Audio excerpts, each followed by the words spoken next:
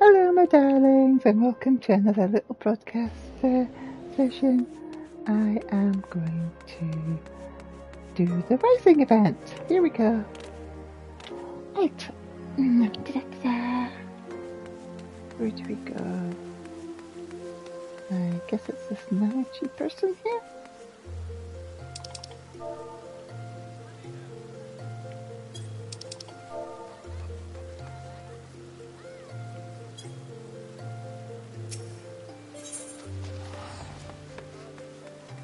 Remembering the past, Nanachi appears to be in deep thought.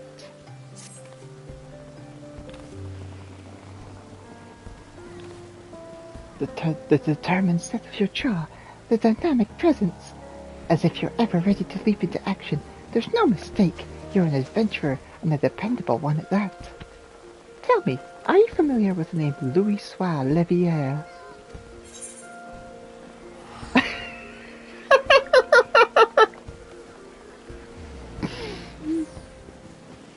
Of course I am.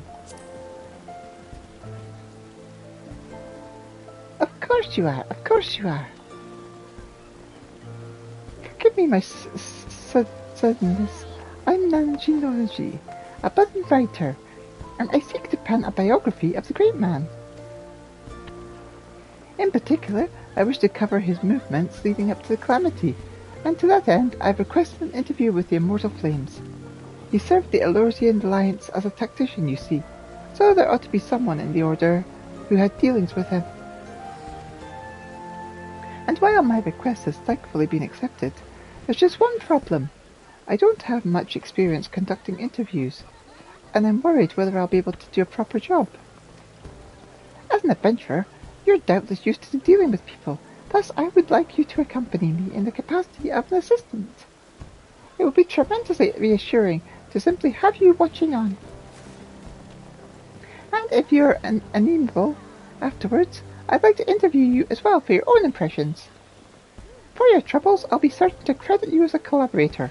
So please, won't you help me with my biography, so that memories of the calamity might be preserved for future generations? I'm in your debt. To begin with, please come with me to Camp Drybone in eastern Thanalan. There's a place I'd like to visit ahead of the interview.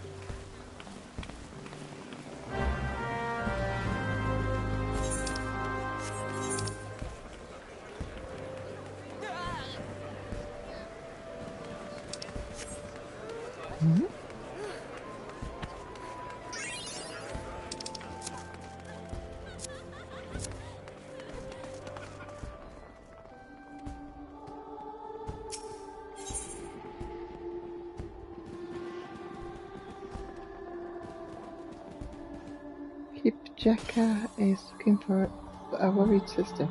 This quest available for a limited time only. Siblings rising. Oh, if it isn't Elita. It's a pleasure. It's always a pleasure, my friend. And how fortuitous that you should appear now, just when I'm in need of help again. Pray, hear me out. You see, my brother recently wrote saying that he wished to meet me and old dad during the Rising celebration.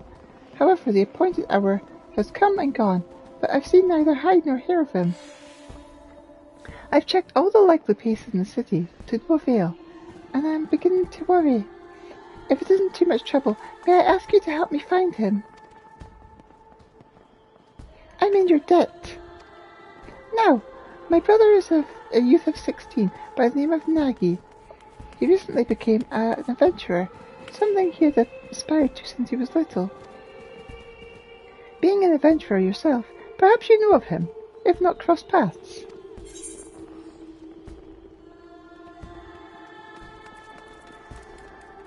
We met at the previous Rising.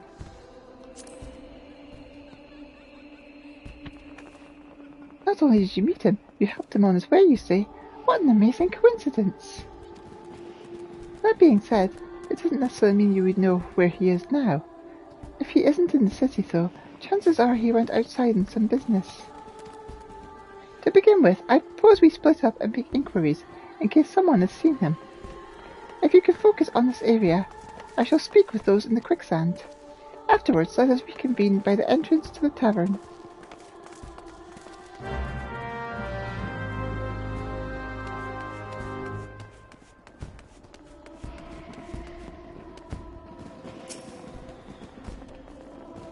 Oh, you're the adventurer who helped with the bug infestation some years ago, are you not? It's a pleasure to see you again. Lest you wonder, as part of the Rising celebration, we're currently preparing an exciting game for your enjoyment. It will take a little while longer, however, and we ask for your patience in the meantime. Greetings, adventurer. How may I assist you? Oh, Nagi. I understand he is doing some work for the Wandering Minstrel. I dare say his client can point you in the right direction if you track the man down, that is. I'm afraid I don't know his whereabouts at present.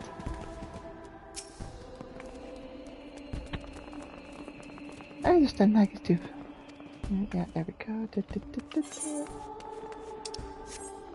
What have you got for sale?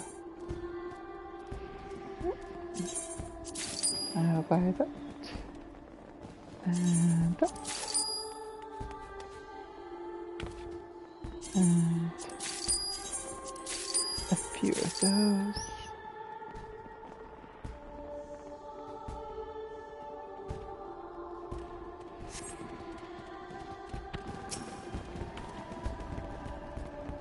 In looking to the past, we take solace in the present, and think of what the future may hold. That is the very essence of the Rising. This year we have prepared a spectacular fireworks celebration. It is sure to enthrall everyone in attendance. The Rising is a period of remembrance that commemorates those lives that were lost during the great tragedy that was the Calamity. We also pay tribute to the unsung heroes who risked life and limb that others might know a brighter future. And so the streets were decorated with sombre trappings, and the night skies filled with vibrant fireworks. The solemn atmosphere and bright lights above may spur others to reflect on the doom portended by Dalamund. By doing so, they might give thanks for the present and muster hope for a brighter tomorrow.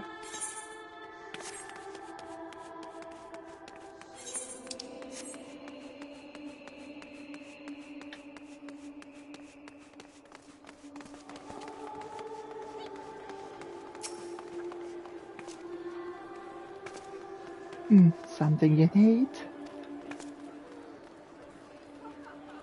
Oh, Nagi. Yeah, I know the sprightly lad. Couldn't say I know where he is now, but I last saw him. He mentioned talk and on some delivery work. He's a curious one, he is. Gets along with everyone well enough, but doesn't seem to like working in a team. But with talk of bandits prowling the road of late, I can't help but worry. As I said, I couldn't say where Nagi is now, but he mentioned taking on some delivery work. Might as be what he's doing.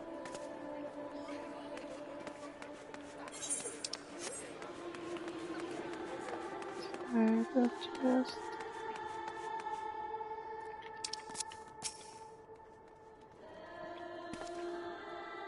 Well, slap me silly with a harbour heron, if it isn't the adventurer who gave this Gaza story for the ages, by bringing that letter in a bottle way back when.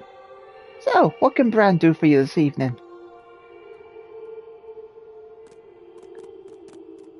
I see. With apologies, I haven't seen this Nagi. As a matter of fact, I've been rather busy working on my upcoming piece at the Rising. Why, just earlier, I was interviewing the ever-enigmatic Wandering Minstrel, who's got another unusual adventure in offering. The Letter Forest, he calls it. If that piques your interest, I recommend you go and see the man. He's at the Gold Court, over the steps of Thal. It appears Nagi's account. If you talk to the man at the Gold Court, you should be able to learn more. If you're interested in the Letter Forest, I recommend you go to the Wandering Minstrel. He's in the Gold Court, over the steps of Thal. To the steps of Thal we go. To those who walk.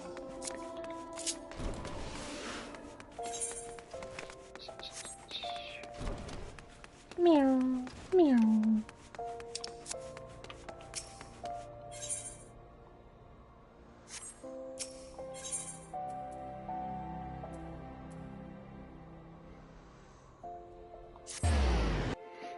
Greetings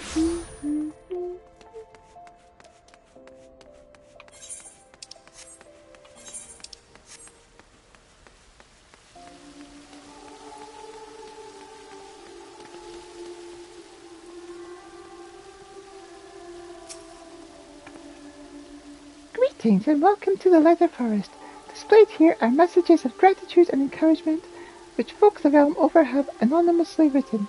It comes as no surprise, but few messages are addressed to adventurers. Now, we're in the midst of preparation, but I should be pleased to guide you when all is in readiness. Please return anon.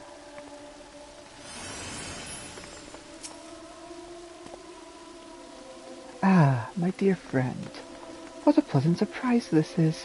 I trust you have been keeping well. Now then, how might this minstrel be of service? So, Nagi's sister wishes to find him. Indeed, I have entrusted him with a task, and have an inkling as to where he might be. As you may have heard, on the occasion of this rising celebration, I am hosting an exhibit called the Letter Forest. All are invited to anonymously submit letters to the forest and express their gratitude and encouragement for another, and all may peruse the letters at their leisure. Now, in order to collect missives from outside of Ul'dah, I have dispatched a chocobo carriage. Nagi is escorting said carriage. When he contacted me on Link Pearl a while ago, he said that they had emerged from the 12th Wood on their way back to Ul'dah. Given the hour, they should have already arrived. I know not what is causing the delay, but might I trouble you to look for them? I would go myself, except I am needing here at present. I am truly grateful. In case it helps, the carriage was meant to pass through Blackbush Station. So, perhaps you could take your search to that area. I pray that nothing has befallen them.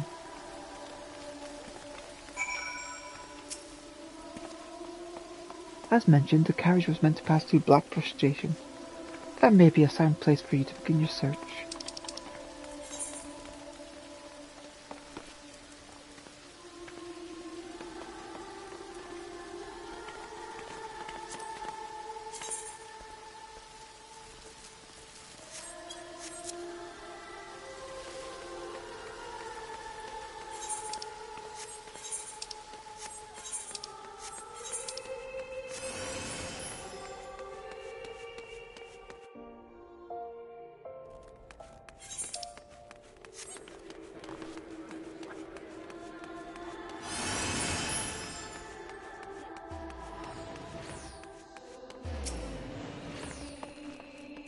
There you are.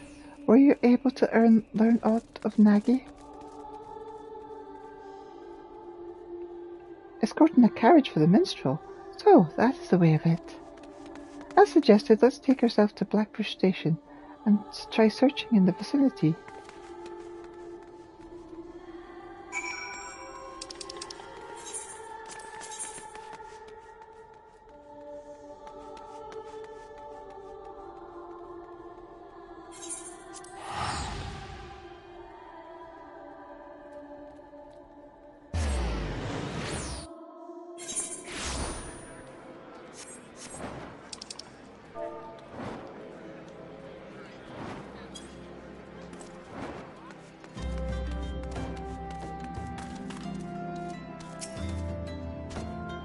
I need to get help.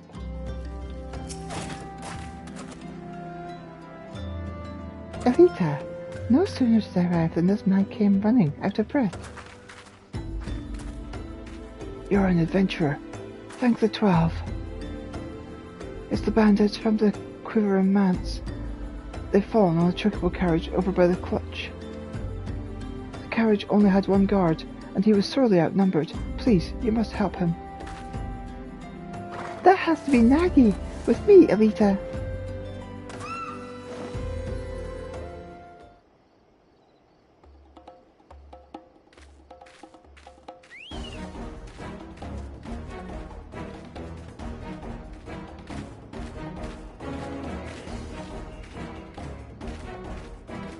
Damn it, there's no end to them. We have you now, you stubborn little shite.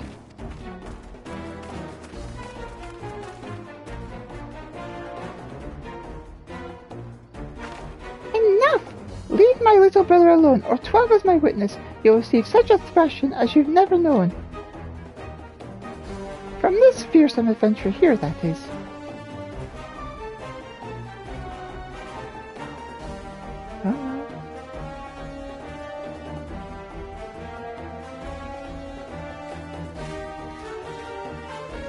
That's no ordinary woman. Retreat! You know of my reputation.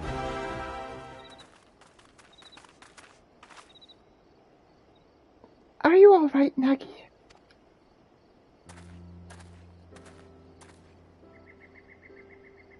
Sister, and Elita too. That you should be the one to come to my aid. Thank you.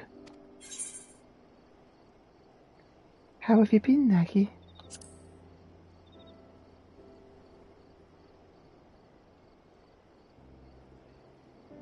You remembered. I've been, well, more than well. I'm sorry I didn't come when I said I would, sister. Rest assured I'm not too badly hurt. That's a relief. I'll take a proper look at your wounds back in the city. I must say, I was quite surprised to learn that you had met Elita. She helped me when I first arrived in Ul'dah.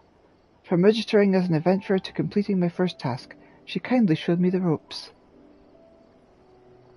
Now, I had suspected that you were a great adventurer, but to send your foes running without even drawing your weapon, that's just incredible.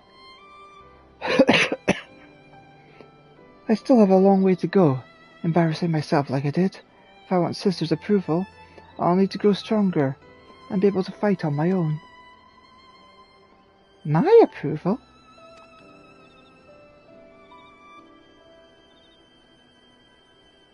But first things first. Vermont and I have a delivery to make for the Rising. If you'll excuse us, we will hurry back to Ul'dah. Let us head back as well. I don't mind to pay the minstrel a visit in any case.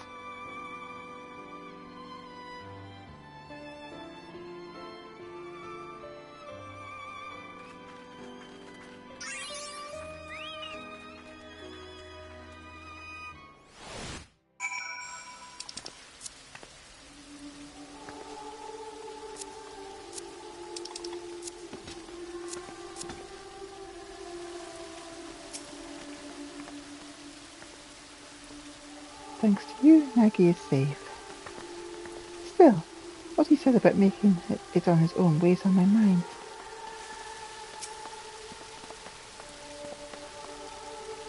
Sister was none too gentle dressing my wounds. Perhaps she's annoyed I didn't show up as promised.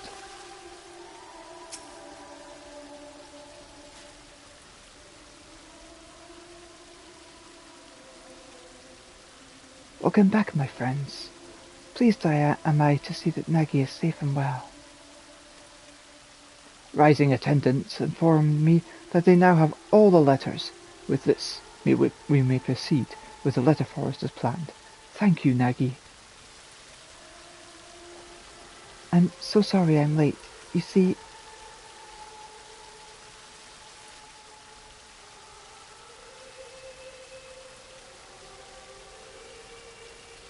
were it not for Elita, there's no telling what might have become of the letters, and Bremont. In the end, I was utterly useless. So, that is how it happened. As Nagi's client, allow me to thank you as well for coming to his aid. That being said, my boy, you were far from useless. Nay, you bravely defended the carriage until help arrived. There is no need to belittle yourself so. Well, Elita didn't need to rely on anyone. No, she drove off the bandits with nearly more than a stern look. I couldn't hold a candle to her. Like her, I want to be able to deal with any problem without help. Otherwise, I can't claim to be an adventurer worth his salt. Without help?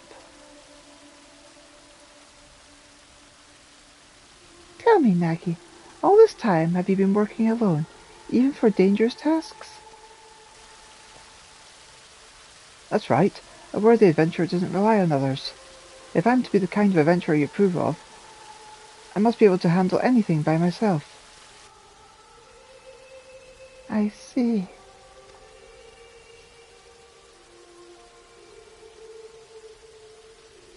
If that is what you believe, then I can't consent to you being an adventurer any longer. Return to our village and start over.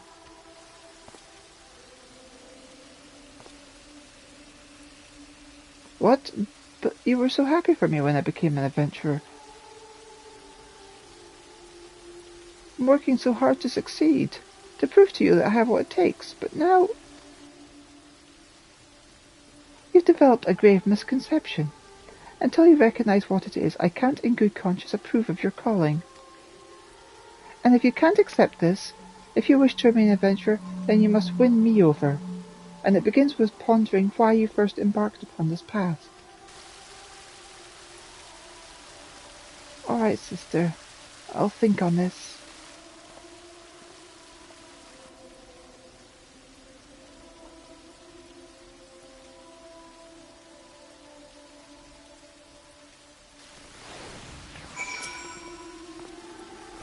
It appears Kate wants her brother to rethink what adventuring is to him.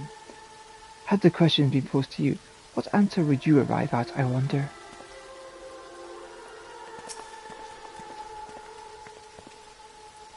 I'm sorry you had to see that, Elita.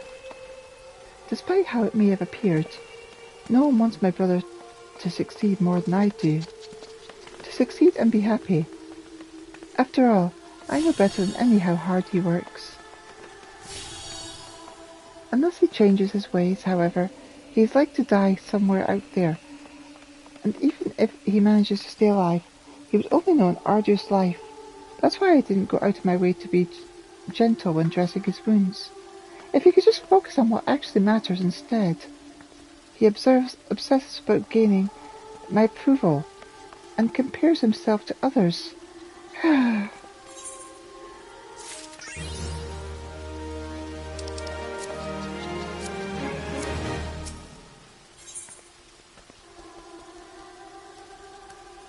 What drives us?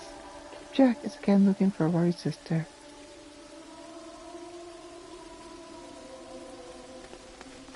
To the touch, this hand-carved whistle emits a lively shrill that summons your rising phoenix. Made of the alchemy treats petals of Nymea, lilies, this fragrant bundle of potpourri brings a sense of tranquility to even the most troubled souls.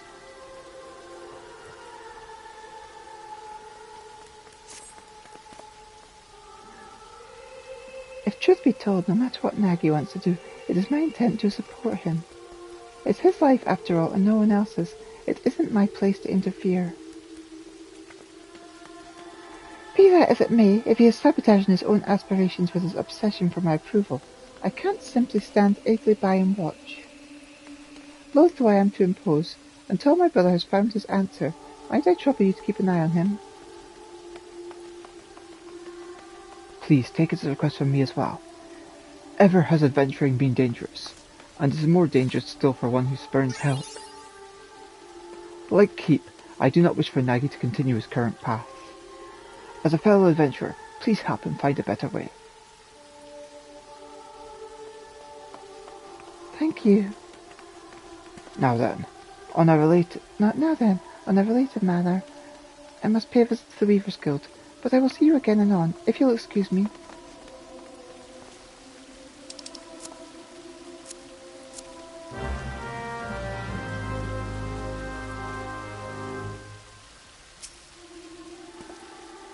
Be it gratitude or encouragement or sympathy, each of these letters bears the wishes of one soul for another. For Nagy to work so hard to see them delivered at heart, I do believe he rejects connections with others. Nay, something drives him to believe and behave as he does.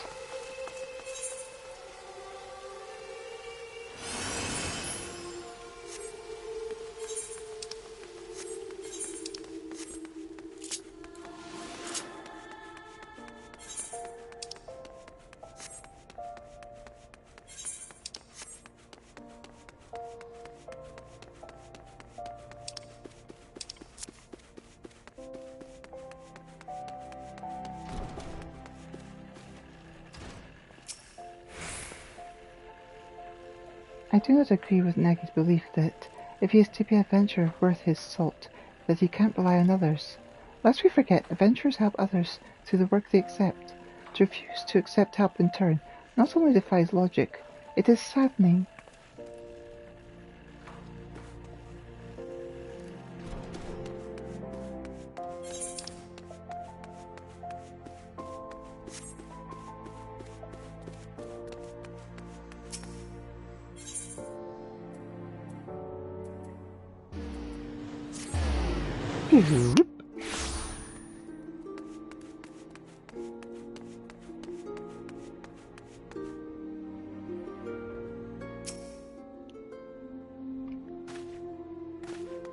Oh, it's you, Elita. What is it?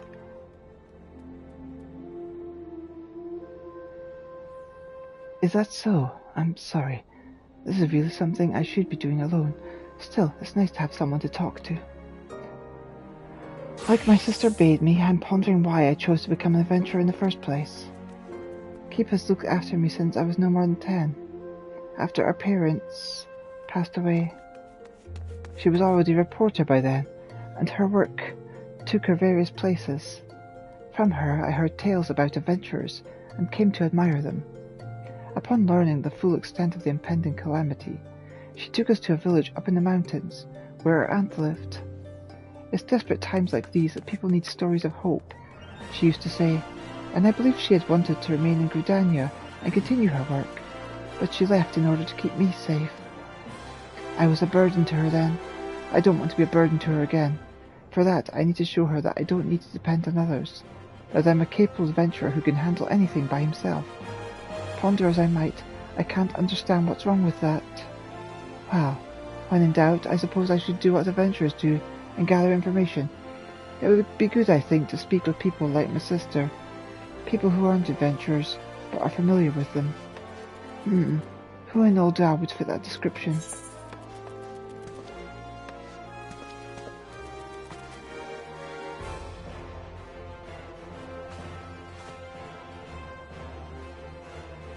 How about the face of the Adventurers Guild?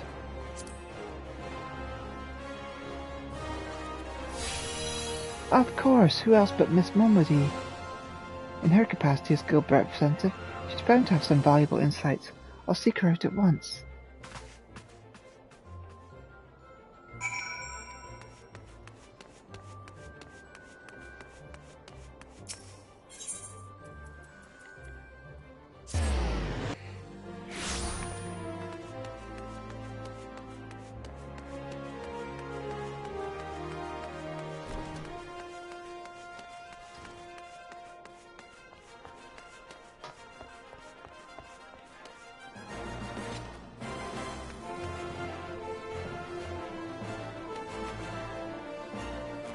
Over here.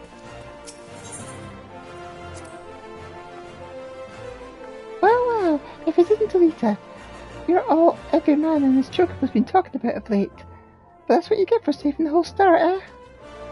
Not to worry though, the novelty will wear off soon enough, and you can go back to enjoying a quiet life. But whatever happens, rest assured, you'll always have a place here at my bar.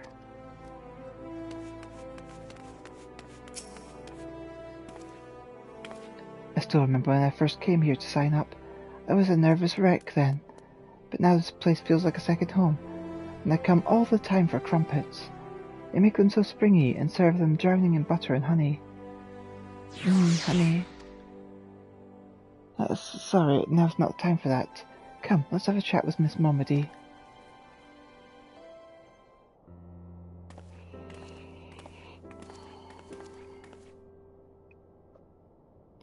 Well now, if it isn't Elita and Nagy, to what do I owe the pleasure of both your companies today? I was hoping to get your advice on a certain matter.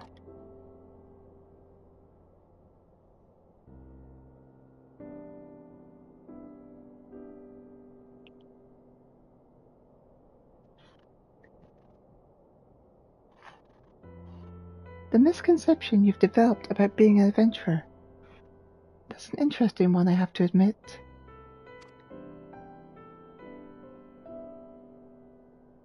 Try as I might to figure it out, I keep going round in circles. I thought you might be able to offer some insights.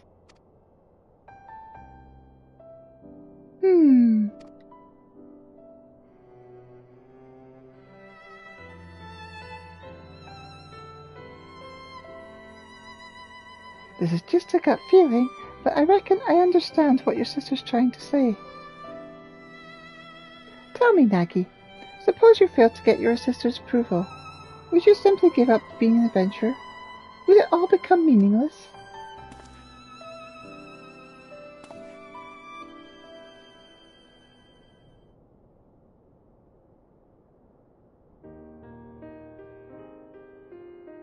From this here counter, I've indeed seen off many an adventurer, each and every one unique, with dreams and destinations all their own.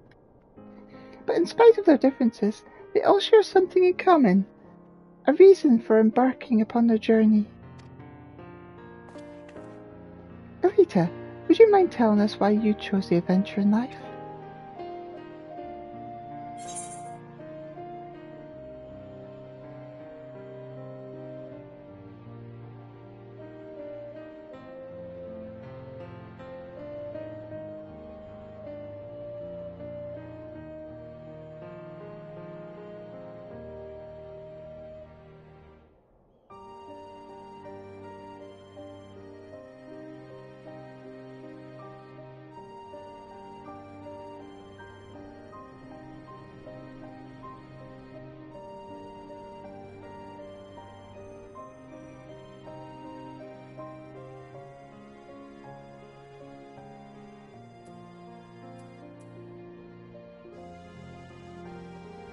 It's a secret.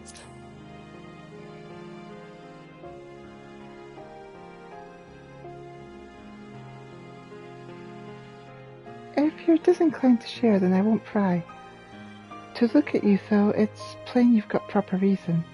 Keep it close to your heart now, you hear? And you, Nagi, what inspired you to become an adventurer? It's simple, really. I heard about adventurers from my sister, and became infatuated with the lives they led. Like them, I wanted to be able to see the world while helping those in need. Then isn't that enough? Your sister's approval or no, you have no reason. You have a reason all your own.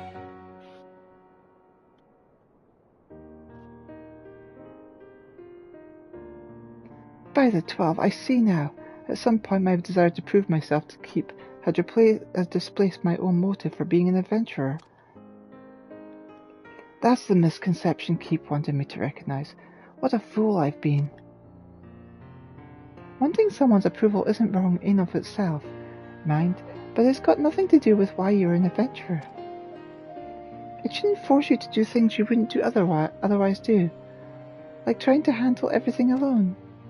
Well, that's enough for me for today. I've said my piece. What you do now is up to you, Nagi. Thank you for helping me realize, Miss Momodi.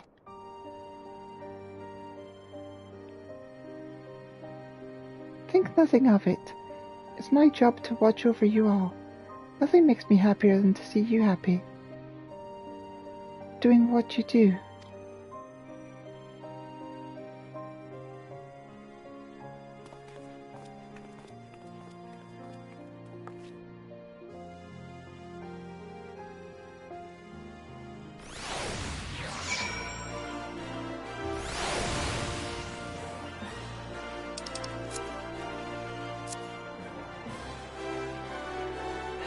My reason's more of a wish to become stronger to protect those I care about. I wish to not lose people.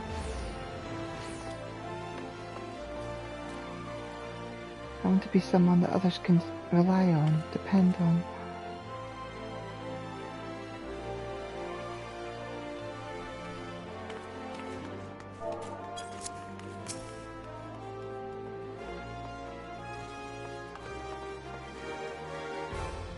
Thank you to Elita for accompanying me. I think I know what to say to Keep now. And loath though I am to trouble you again. There's something else I'd like your help with. You see, of the letters we collected in Limbs of Laminsa, one was from an explorer who was seeking an escort for an expedition. By now that letter should be on display in the Gold Court. I want to show it to my sister, and I'd be grateful if you could help me find it. Come, let's rejoin the minstrel.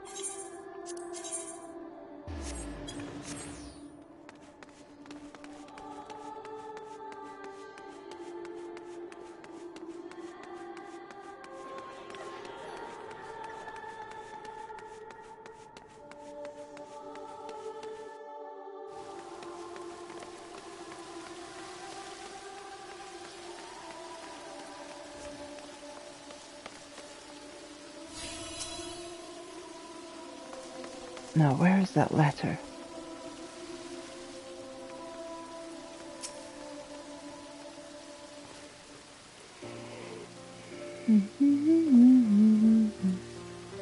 Welcome back. There, I hope you were able to find the answer. Yes, I'm happy to say Miss Momedy helped me to come to a realization, and when I go to speak to my sister...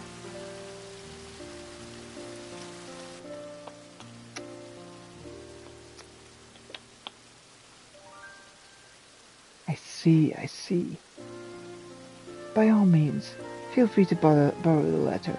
Does it have any distinguishing characteristics?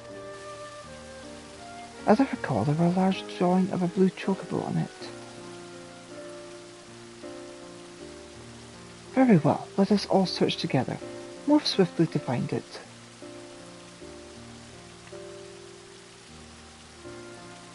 Yeah, I can help you.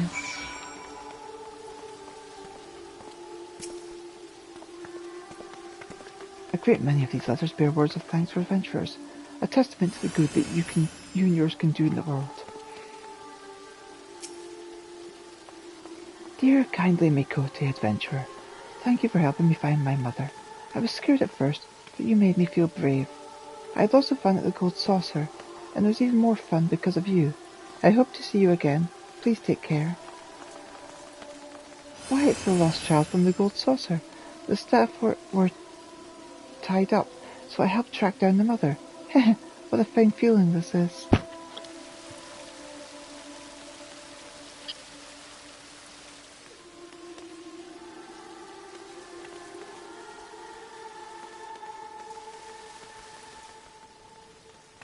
Looks like I found a letter.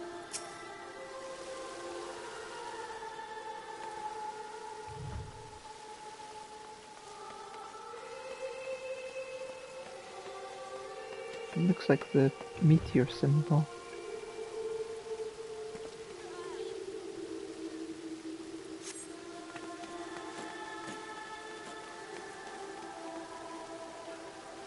Dear not-so-new adventurer, as a travelling merchant, I've had my fair share of happy encounters, but sharing a carriage with you stands out above them all. For you see, I went on to sell veritable crate-loads of the ring I gave you, and turned enough of a profit to buy my own carriage. You shared with me your adventurer's luck, and I count my blessings every day. No matter where I go, I often hear of your exploits, and it makes me inordinately proud to have met you. Till we meet again, my friend, I pray for your continued safety and success. While the contents ring a bell, this letter wasn't written by an explorer, nor does it bear a drawing of a blue chocobo. This isn't the missive Nagi is looking for.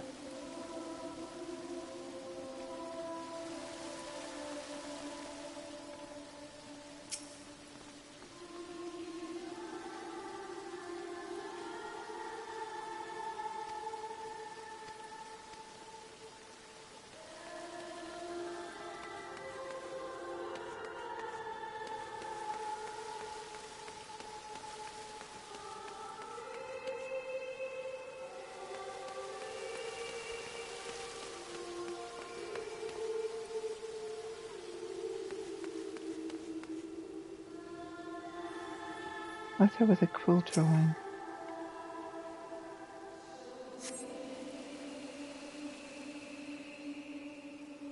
Esteemed adventurer, should you chance to read this letter, I pray it finds you well. Much time has passed since you helped us to rebuild in the wakes of that terrible disaster, but we still remember you most fondly. Our lives continue to be hard, and every day brings new challenges. Nonetheless, we have regained a semblance of what we once had, and smiles are beginning to return to our faces. The morrow will be brighter than today. This we dare to believe now, thanks to you. And should you yourself face hardships, I pray that you believe the same. While the contents ring a bell, this letter was not written by an explorer, notes that bear a drawing of a blue chocobo.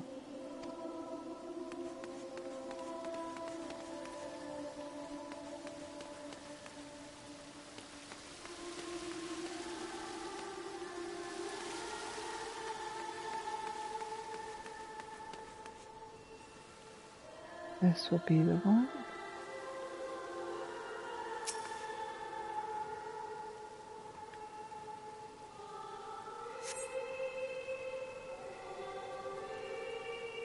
Dear adventurer, how fares your journey? Mine continues, and I wake up to the sound of birdsong and lie down to sleep beneath the moonlight, as I seek unblazed trials. Long ago, when an adventurer aided me, I was made to realize how alike we are. Deep down we are simply travellers, who thrill at making new discoveries. Thus do I write this letter now, in hopes of recruiting such like-minded souls to join me on an expedition. If you at all share in my desire to make the uncharted charted, then I invite you to seek me out at the Drowning Wrench, in Limsa Laminsa. Eager do I await your coming. This letter, recruiting adventurers, bears a drawing of a blue chocobo. It must be the missive Nagi is looking for.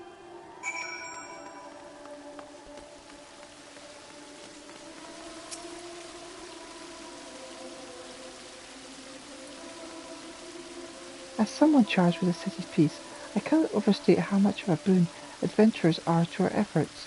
Some folk had expressed concern that an increase in drifters would see a corresponding rise in crimes, but on the contrary, they are steadily declining. Soldiers like ourselves are somewhat limited in the scope of our duties, and we are not always available to lend our citizens what assistance they need. Thus, would I like to take this opportunity to express my heartfelt gratitude to adventurers who step up to fill the void.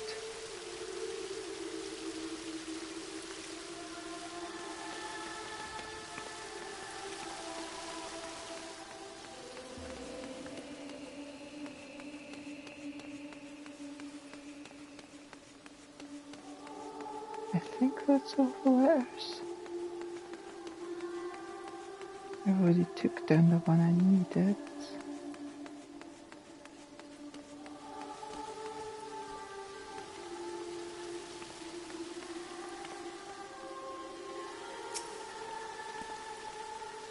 A great many of these letters bear words of thanks for adventurers, a testament to the good you and yours do out in the world. No luck over here so far. What about you? Adorned with a hand-drawn picture of Chocobo, this letter invites adventurers to take part in an exploratory expedition. A blue Chocobo? Yes, this is the one. All that's left then is to talk to Keep. Do you know where she is? She went to the Weavers' Guild, saying that she had business there. Perhaps she's buying clothes. At any rate, I'll go look for her there. Thank you.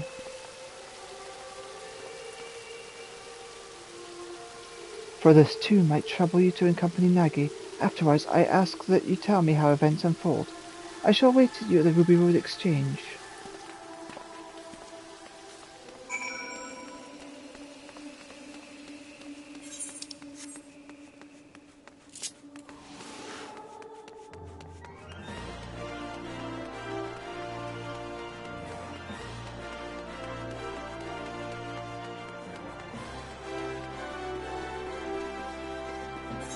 She's over here, Nagi.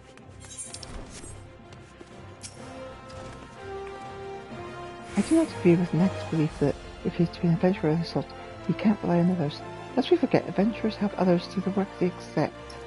To refuse to help in return, not in devised logic, is saddening.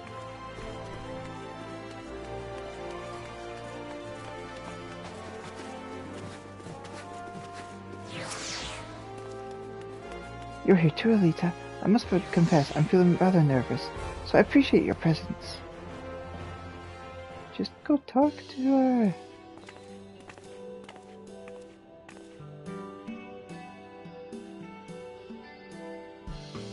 Oh dear, you came to find me. My apologies for taking so long. So, Nagi, were you able to find the answer? Aye. To begin with, I want you to look at this.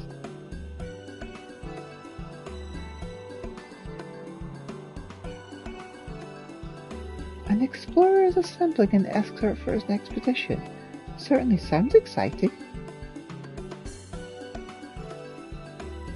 In wanting your approval, I was determined not to rely on others, but a part of me dearly wanted to be part of an expedition, to go where I dare not set foot alone. So I've decided that I will answer the invitation. Then this means you have given up trying to do everything alone?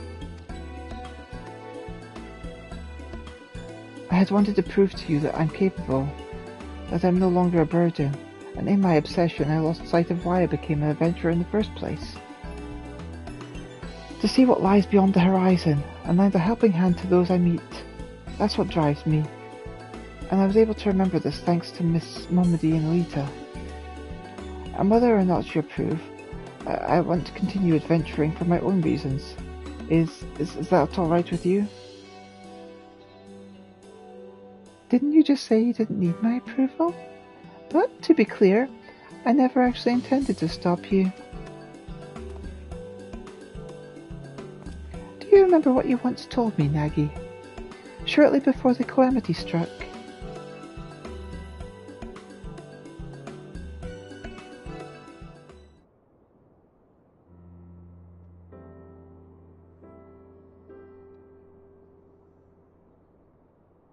Did you interview adventurers again today?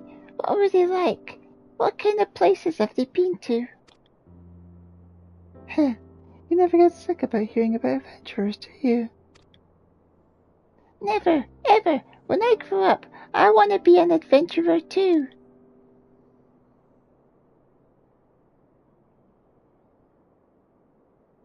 Well, that's as fine an aspiration as any. But do you know what kind of adventurer you wish to become? A hero like in the tales, perhaps? No, sister, not a hero. Adventurers are free spirits, and I want to be the freest spirit of all. Oh yes, I'll travel the world and meet lots of people, and when I visit home, you can interview me as much as you like.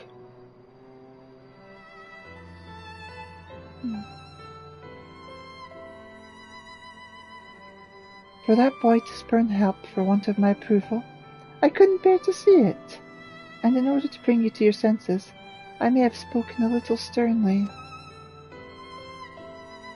As an adventurer, you'll experience no small amount of hardships, but you chose your path because you wanted to be free. So don't let yourself be shackled by expectation, be it your own or that of others, and instead take things as they come.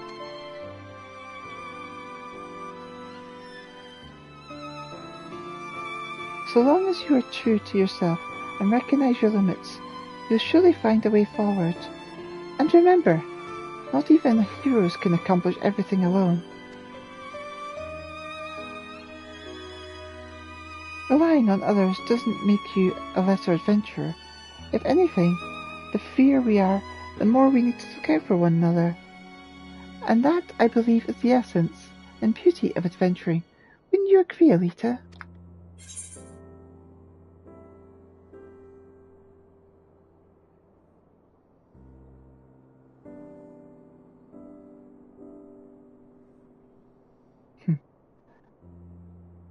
Wholeheartedly.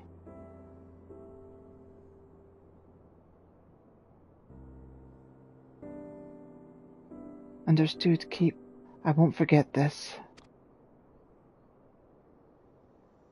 Knowing you, I expect you're raring to answer the explorer's petition in Limsa. You'll be taking their ship, yes?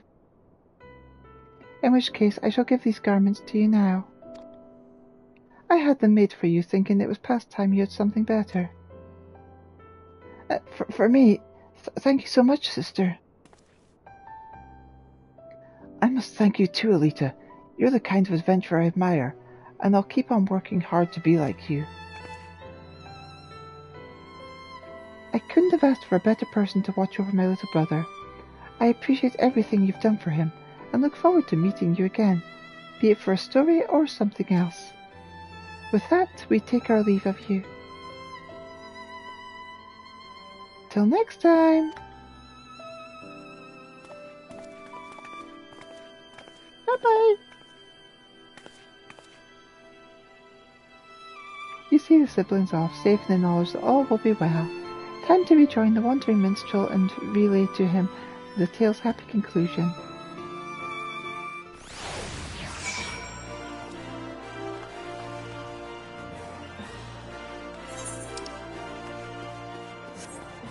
Do, do, do, do.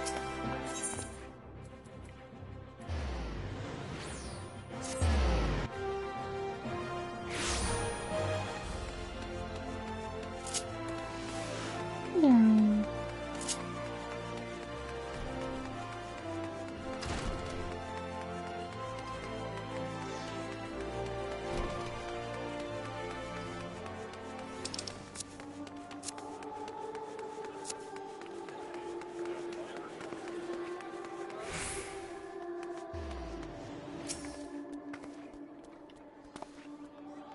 Welcome back, my friend.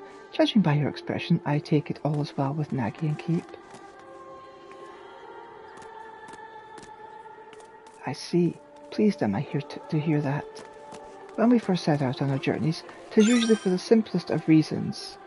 Yet, as we make our way, those reasons become lost in a haze of motives, causing us to lose sight of what truly matters.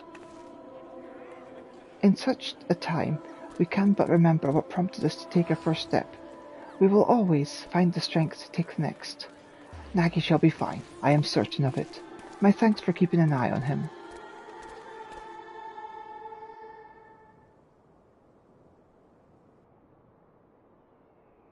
These events have inspired a new verse in me, a verse without the dreams of those who seek new worlds, and the hopes of those who see them off.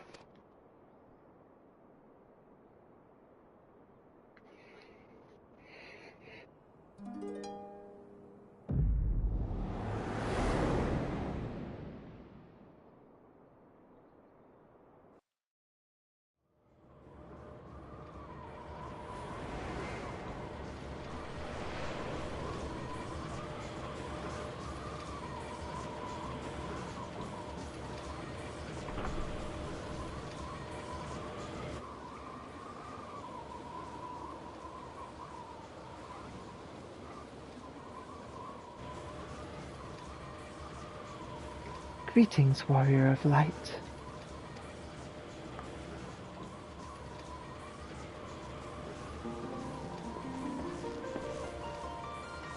This is a world that exists outside your reality. Could it be a dream? A flight of fancy conjured by your weary mind? Perhaps, or perhaps not. 'Tis a pleasure to meet you again. As I have in the past, I have beckoned you here that I might express my gratitude. 10 years have passed now since the world was reborn from its ashes, since we set forth upon this journey. Countless things have happened during that time, and I've had the pleasure of meeting many an adventurer along the way. If truth be told, it hasn't always been easy. There are moments when I wonder why I must struggle so. Days when I'm tempted to cast it all aside. But in spite of this, I always manage to carry on, and it is thanks to my wonderful comrades, and to you, our esteemed adventurers. By now I must have been regaled with tens of thousands of your tales. Usually share them with a smile, but even when it's with a frown, you tell me that you're still enjoying yourself. 'Tis no exaggeration to say that I derive all of my driving force from you all. From the bottom of my heart, I thank you.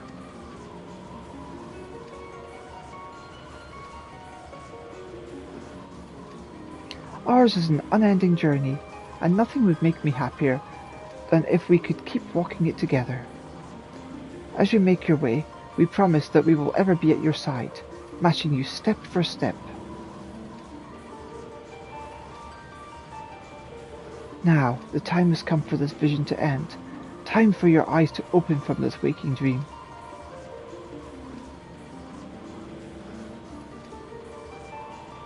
Much time has passed since the world was reborn from its ashes.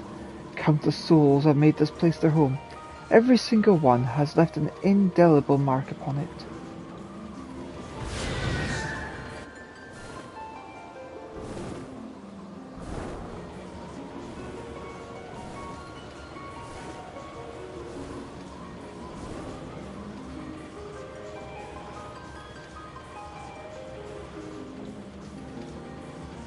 Together we have built this world, and it is our sincerest hope that we shall continue to do so for many years to come. So please, be safe and well. May you ever walk in the light of the crystal.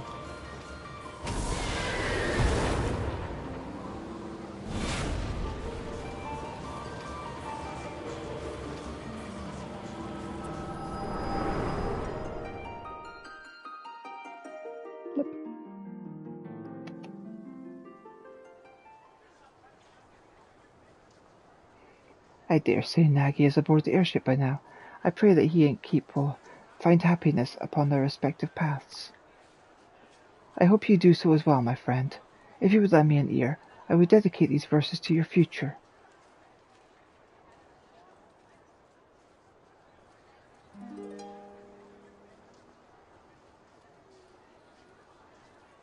By morning light the journey starts, a thrill of hope within our hearts, on westerly wind, to river song, into the world where we belong.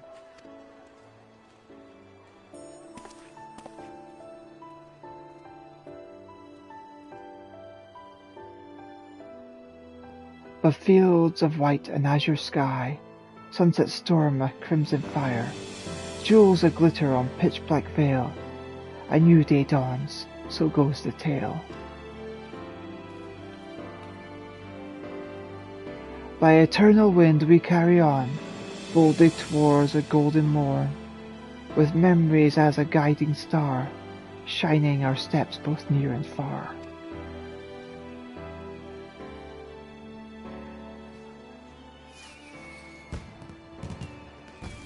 Fireworks!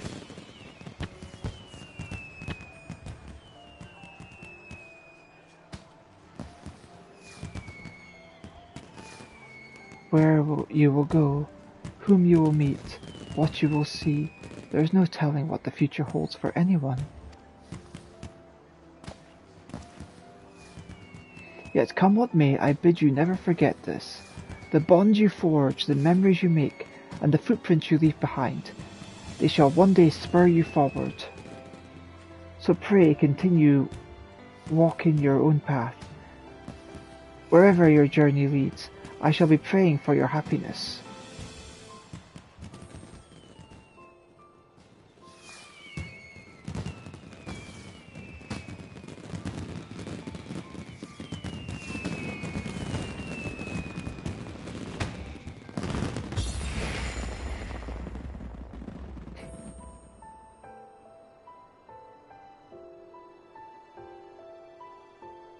With memories shared yet all known, as one brave frontiers unknown, thank you for 10 years.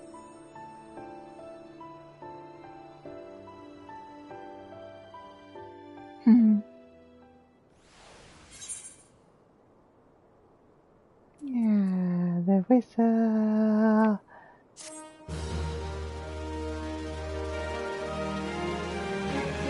You now have access to the letter forest at the Gold Court. Speak to the tender station there to read the letters. Additionally, you have also unlocked the Kupu Kupu Adventure minigame on the steps of Nalt. Speak with Nonara at the Ruby Road Exchange to play. This, along with other minigames, may also be played by opening the toy chest in any inn room.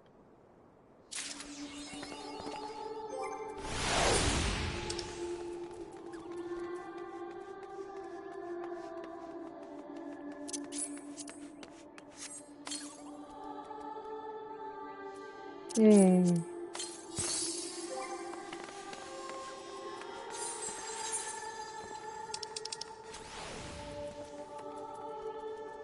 Created as a token of gratitude for the Warrior of Light, this majestic familiar assumes the likeness of the phoenix, the immortal bird of legend upon death. The creature is said to rise again from its own ashes, on account of which it is revered as a symbol of rebirth. The fires of Ifrit, nay, the phoenix, have taken up residence in my heart, where they will continue to burn forevermore.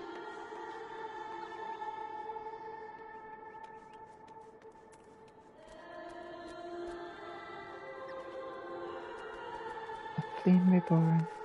Summon celebratory flames in honor of a realm that rose from the ashes. Let's see.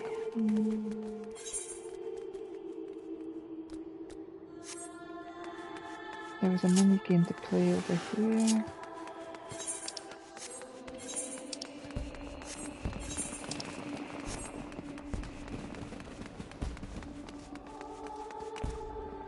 Hey.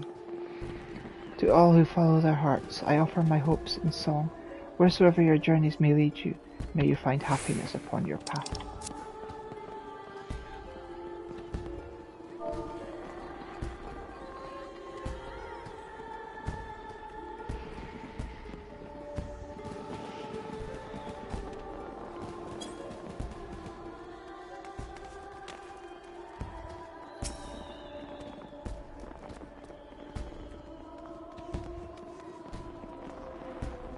Greetings, adventurer.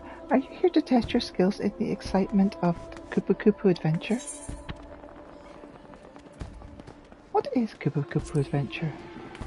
Kupu Kupu Adventure is a glamour-generated game in which you control a Moogle armed with a magicked rebounding ball and you battle with hordes of fiends. The game was apparently developed by a fun-loving engineer. I don't know the individual personally, I'm afraid, but it's my pleasure to attend those who wish to play. If you have a spare moment, then by all means give it a try. About myself, well, there isn't much to tell. I'm but an ordinary citizen of Ul'dah. I previously assisted in the One-Room Minstrel for the Rising, and was asked to do so again. Suffice it to say, I am suitably compensated for my services. I haven't forgotten the time you helped us with the bug infestation. You did no less than save a celebration then, and we can't thank you enough. You bet I am, Kupo. Excellent! Let's get you started at once. Please enjoy yourself. Let's see what this game is like.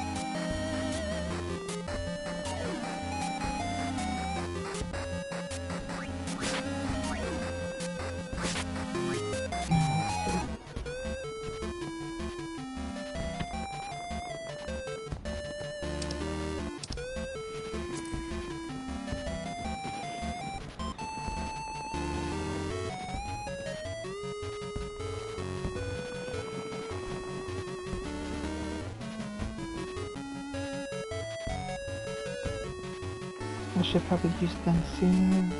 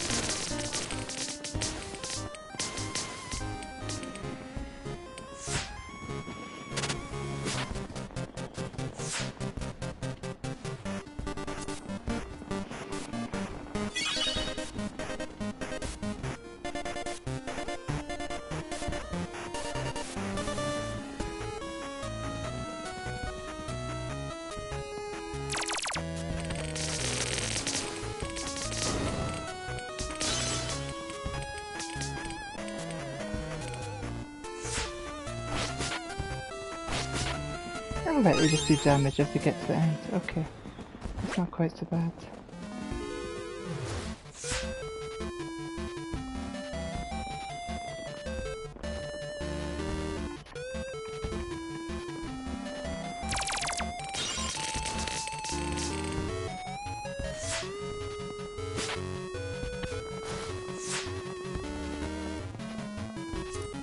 Was that a new spell? Neat.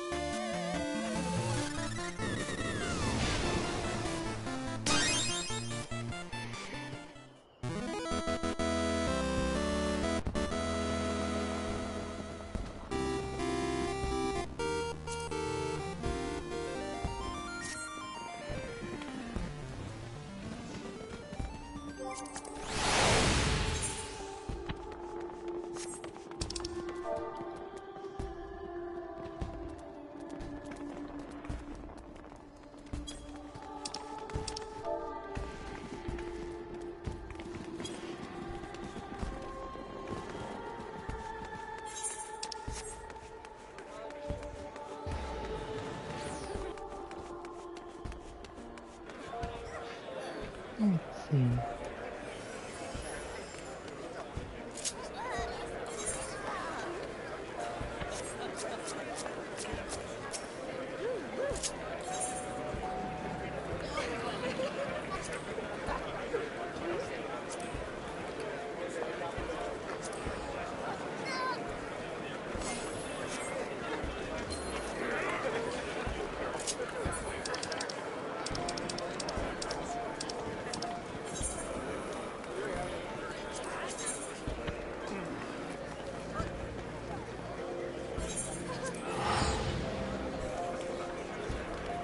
Oh, and I got this request to do as well.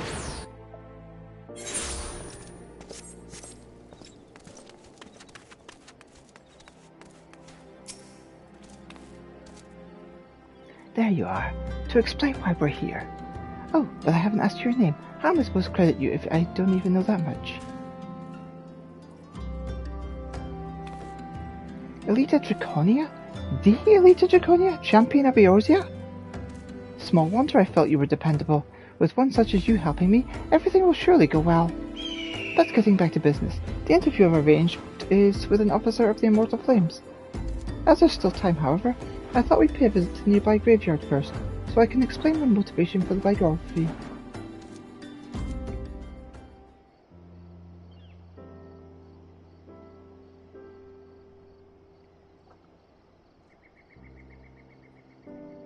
I come from a small village near the Cardinal Flats. It was burned down in the calamity, and those who died were laid to rest here, my parents among them. It's hardly an uncommon tale. After the dread Primal emerged from Dalamont, he unleashed fiery devastation across the length and breadth of Eorzea. But as much as the calamity has scarred the realm, it's quickly becoming just another event in the history books. Beyond occasionally giving out thanks to the Archons that Eorzea was saved, people spare little thought. But when you've lost so many loved ones, it's hard to feel that anything was saved. That's why I wish to know more about Louis Soir. By learning about his part in Eorzea's salvation, I hope I will attain closure. That's my motivation for writing the biography.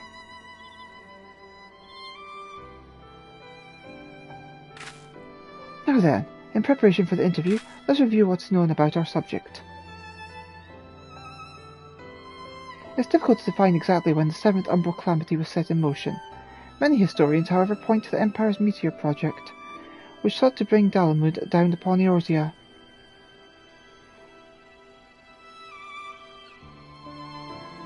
It was the year 1562 of the Sixth Astral Era.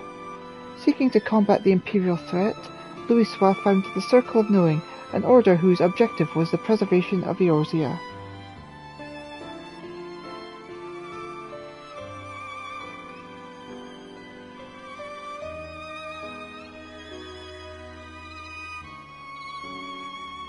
The Immortal Flames, Draconia,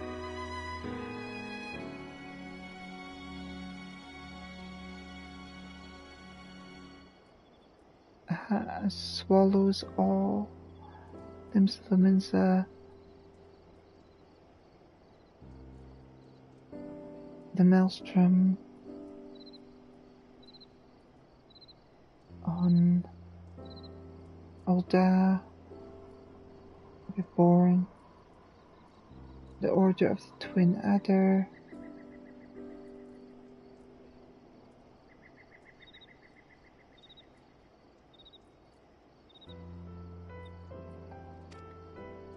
though its members, the Archaeans of Shalane, the Circle worked to unite the nations of Eorzea in common cause. The result was the formation of the Grand Companies in the three city-states, the Immortal Flames, the Order of the Twin Adder, and the Maelstrom. None of these would exist now were it not for their efforts.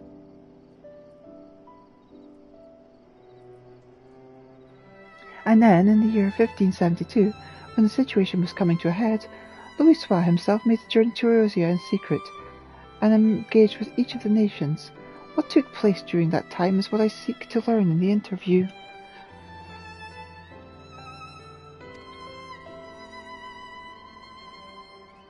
The man we're due to meet is in contact for the Free Brigade, a unit formed of adventurers, and he apparently had Louis Soir's assistance for a mission. The meeting place is in Highbridge to the northeast. It's more or less time now, so let's make our way there.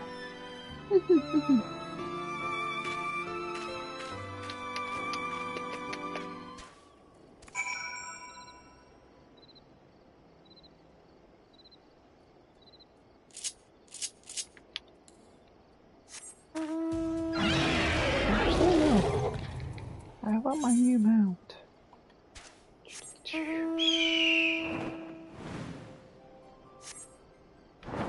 I am the mount. Oh, let's see that proper. Phoenix Reborn!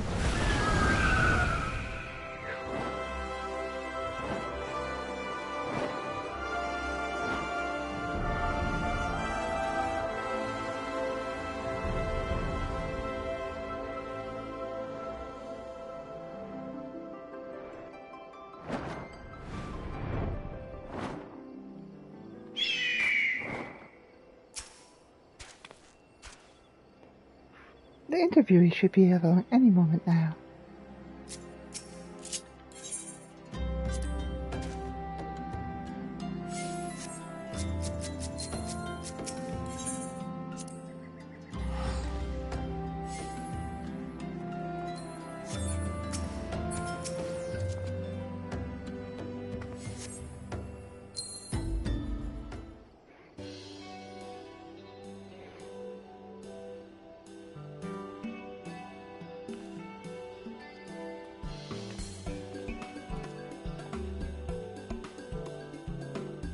You're the one to seek an interview. I must say, I wasn't expecting to see the champion of Eorzea. I'm Nanaji, the writer who made the request, and Elita is kindly accompanying me for the interview. I can't thank you enough for taking the time out of your busy schedule to humour me.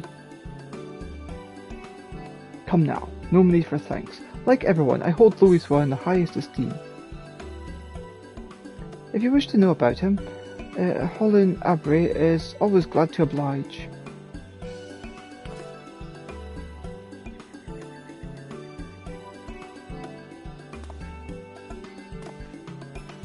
Without further ado, then let's begin. My understanding is that you had dealings with Louis Soir. Could you please tell me the details?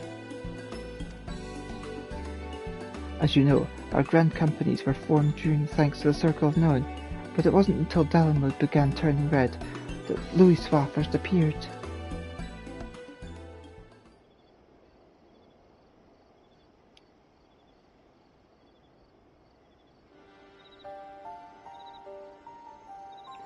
It began with the word that an elderly Elzen man had come to Draconia, who held the key to vanquishing the primals. Upon learning of this, I sent an adventurer of the Free Brigade to make contact with him. I later learned that the Maelstrom and the Order of the Twin Adder had done the very same. At that time, our companies weren't yet collaborating. Each one only thought to stay ahead of the others. If truth be told, at first we didn't think much of Louis Soir, only that he was a leader of scholars who studied particular prophecies. But when the adventurer reported back, our opinion of the man completely changed.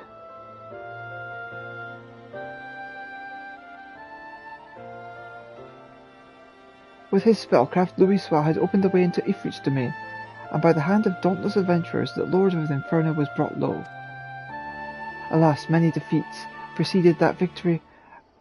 It was reported that countless charred corpses lay strewn in the bowl of embers. Now, the mission also yielded a shocking revelation.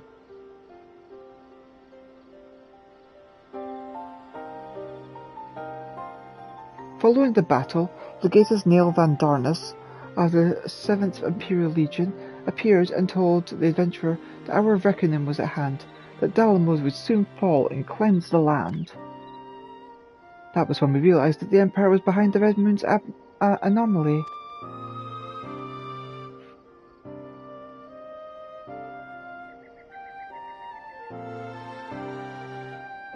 So, thanks to Louis Soir, you came to become aware of the Meteor Project. Still, it doesn't seem like you had much to act on. As you say, afterwards we scrambled to learn all we could about the project. For a blessing, we had the cooperation of a Garlean defector, Sid Garland, whom you know well. He revealed the details of the project, that it was utilized as a transmission tower to pluck Dalmon from the heavens, all for the purpose of purging us savages from the realm.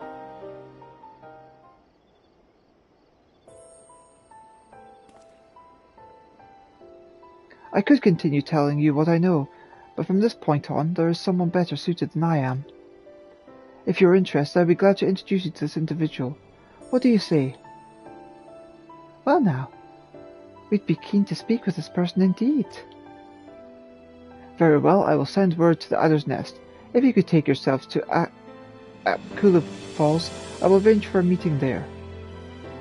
To go through such great lengths to help us, I can't say how grateful I am.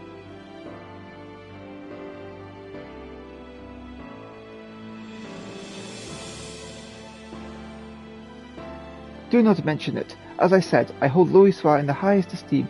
He was the one who brought our three nations together, and nothing would please me more than for him to be remembered. Well, it's past time I return to Ul'dah. I pray that the coming interview bears you fruit.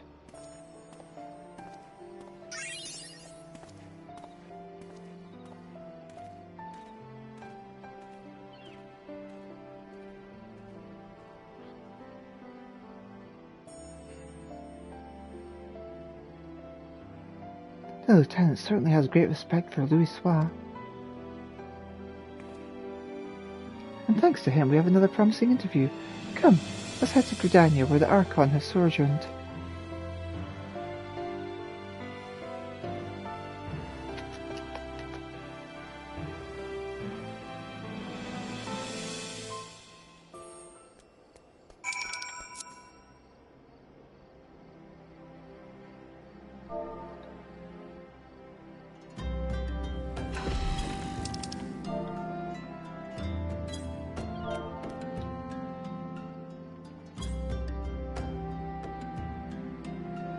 Is that right?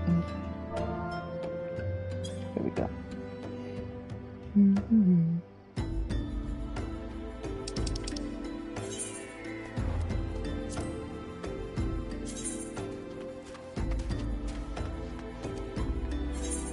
Here we go again.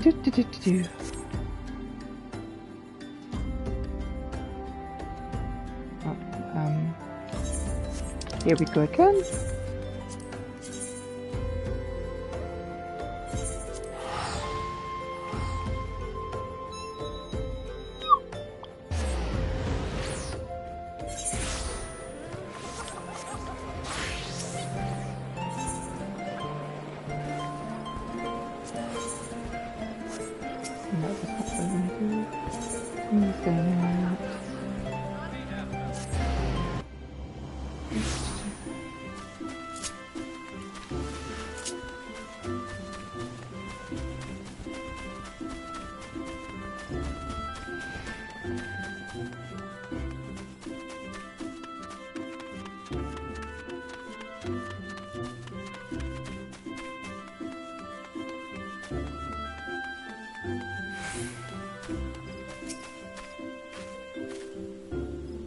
So, this is Apkula Falls.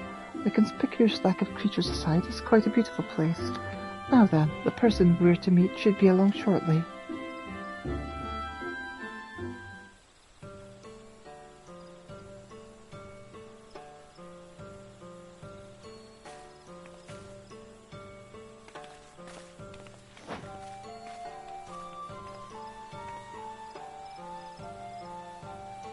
I was told there were those who wished to learn about Louisoix, and who should one of them be but Captain Draconia? Well met. I am Lieutenant Srios Fulk, of the Order of the Twin Adder.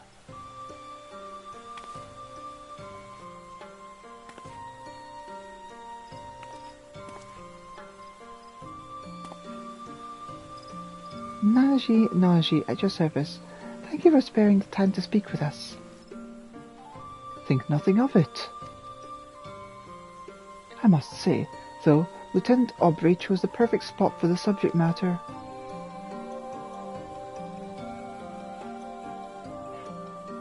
Louis Soir spent much time in rumination here in the days before the calamity, we Gridanians being somewhat reserved by nature, as at first the citizens kept their distance.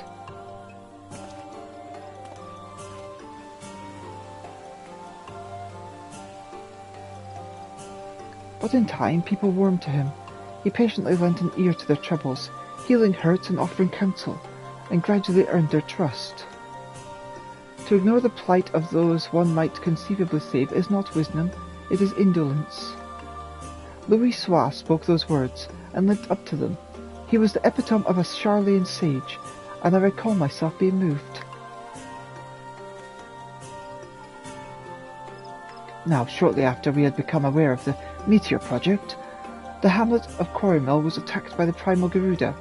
Both soldiers and civilians were among the casualties.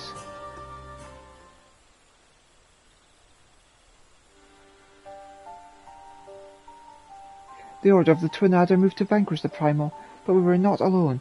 Through Louis Soir's meditation, we had the support of not only our sister Grand Companies, but capable adventurers in the realm besides. Using an artifact known as the Vortex Feather, the Archon opened the way for a band of adventurers to sally forth into Garuda's turbulent domain, where they felled the fearsome being.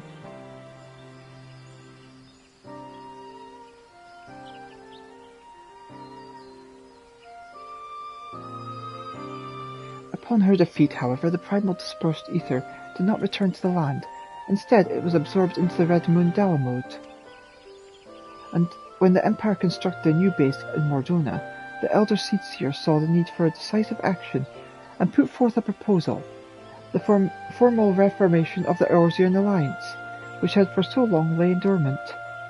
The initial response from the other nations was a lukewarm at best. They felt that the burden to be borne by each party was excessive, and they were loath to do aught that would place them at disadvantage against their rivals.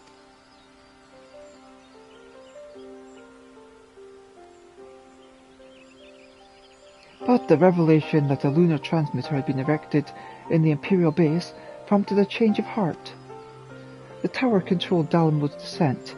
If it could be destroyed, then the Meteor Project would be forestalled.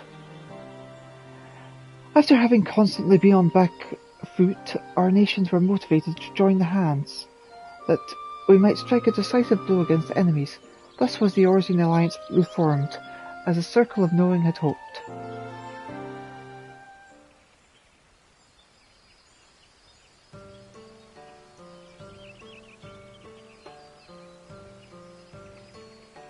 At the same time, Louis Soir was asked to join the Alliance as a tactician, and in that capacity he provided sage counsel to our heads of state. So, although he was first treated with wariness, Louis Soir earned the trust through his actions, and paved the way to enduring cooperation between our nations. Indeed, were it not for him, we would have all perished divided. We owe Louis Soir a great debt. Now then, I expect you might be interested in hearing about the operation to destroy the lunar transmitter.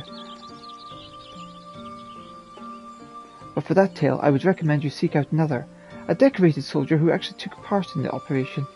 Although a hardened warrior, she is quite friendly, and should be glad to regale you with her experiences. Shall I send word on your behalf? We'd be duly grateful. Very well. If you could take yourselves to Maelstrom Command in Limsa Lominsa, I shall see to it she knows to expect you. With that, I shall take my leave. I pray that biography is a success.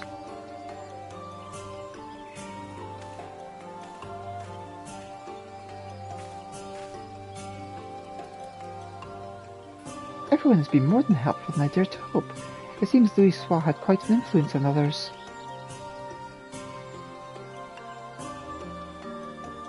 That interview gave us some valuable insights into his character, and I am eager to see what we learn from the next. Come, let us head to Limsa Lominsa.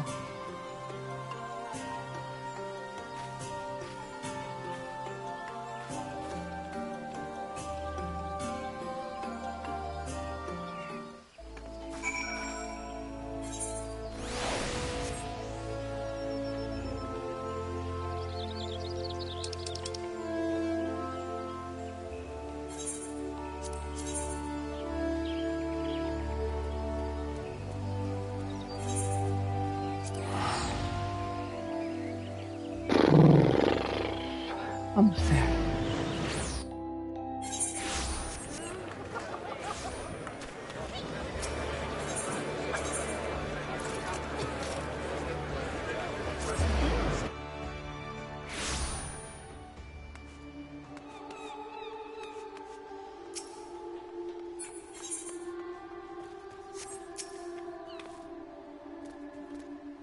And there it is, Maelstrom Command. Shall we then?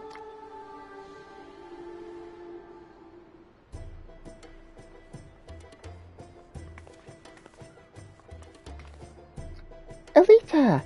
Ever a sight for sore eyes, and you must be Nanaji. Rashid Vicky at your service. I understand you wish to hear more about the operation to destroy your lunar transmitter. Indeed, I'm penning a biography of the Archon Louis Soir, you see, for which I'm interviewing people who had dealings with him. I truly appreciate your time. You're very welcome. I'd be glad to assist, even if it wasn't a request from Lieutenant Folk.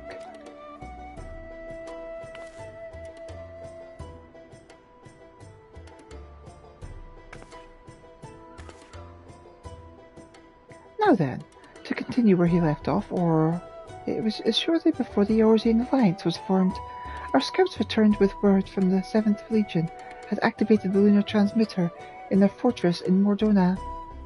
Now known as Castrum Sentry, the fortress was originally called Castrum Novum, before the 14th restored and renamed it. It was in order to break through its defences and destroy the transmitter that our three nations joined hands, and we were determined to succeed. The strategy Louis Soir proposed was elegant in its simplicity. While our main force drew the Guardians' attention with all-out siege, an elite band of adventurers would infiltrate the castrum and make for our objective.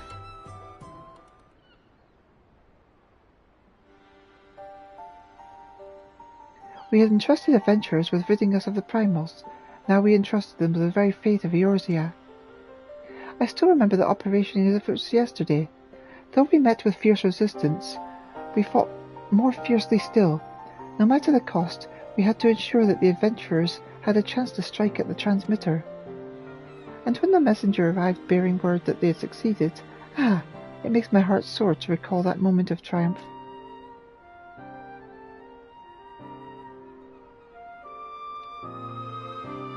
That day we learned that by standing together, the people of Eorzea could oppose even the might of the Empire. It is no exaggeration to say that victory paved the way for Eorzea's future. Without it, there would not have been an Operation Archon.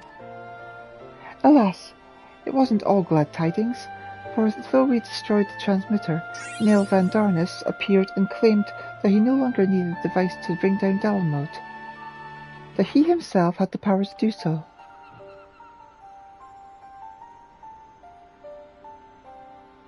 So long as Darnus lived, the threat of destruction remained, and so, branding him an enemy to all life in Eorzea, the nations in the Alliance undertook a desperate manhunt.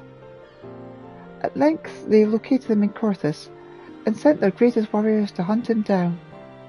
Leading that formidable band was the adventurer whom they called the Warrior of Light. And though no records remain of the fierce encounter, one thing is certain. At battle's conclusion, Neil Van Darnus was brought low.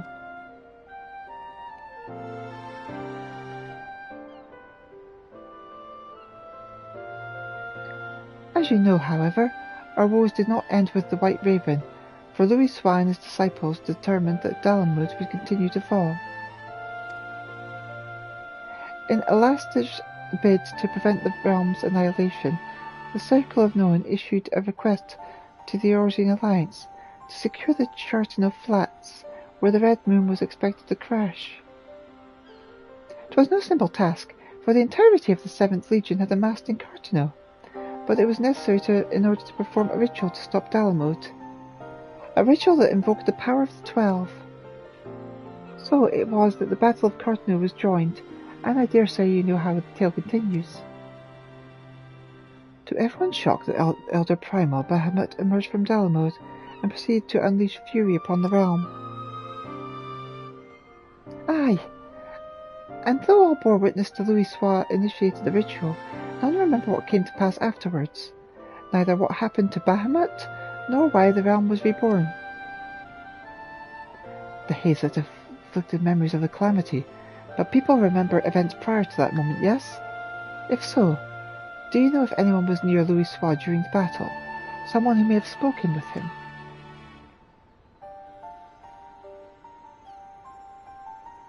If someone was near him, I'm afraid I do not know. He was atop a rise for a ritual, while I was a good distance away on the front lines. My apologies. No, please don't apologize. You've shared a wealth of information, and I couldn't ask for more. Well, if you're satisfied, then so am I. With that, I shall return to my duties. I look forward to reading the biography when it's finished.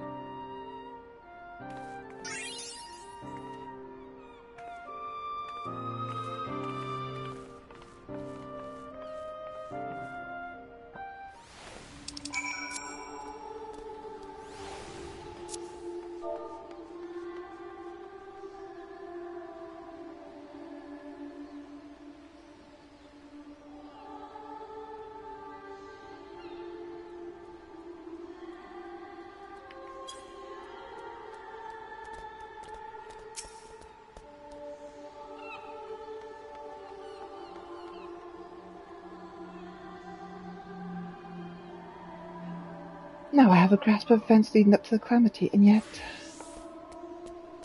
Oh, forgive me, I was in deep thought. In no small part due to your help, I've managed to learn a great deal. But there is still more that I wish to know.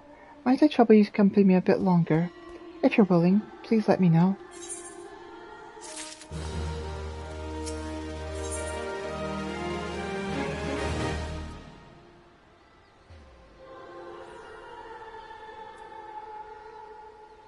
Preserve in the future.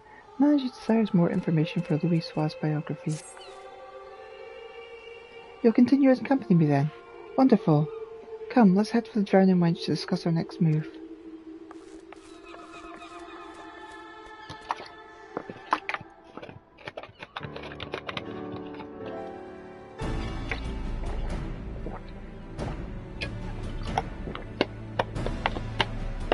Our research proceeds apace so far. We've even learned things not found in literature. But tell me, based upon what you've heard from our interviewees, what is your opinion of Louis Soir?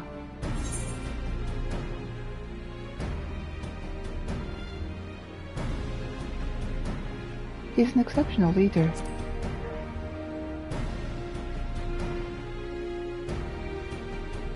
I agree.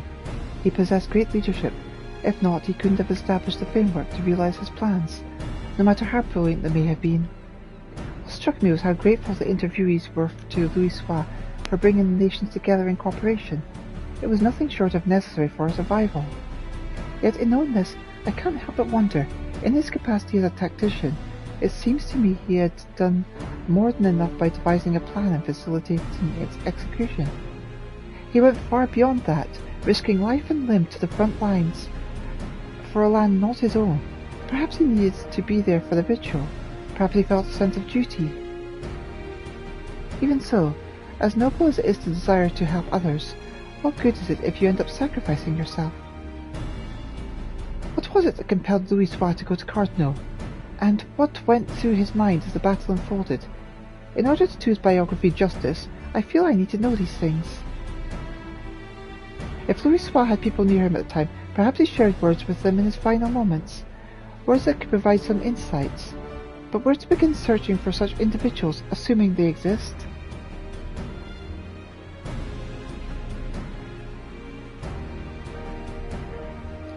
Sorry, friends, but couldn't help but overhear your conversation. Just so happens I know a bloke that served among Louis Soir's guard at Cartino. Truly, you know someone who was with him? Aye, and as far as I'm aware, he wasn't keeping the fact a secret. Just for good measure, though. Why do you want to speak with him?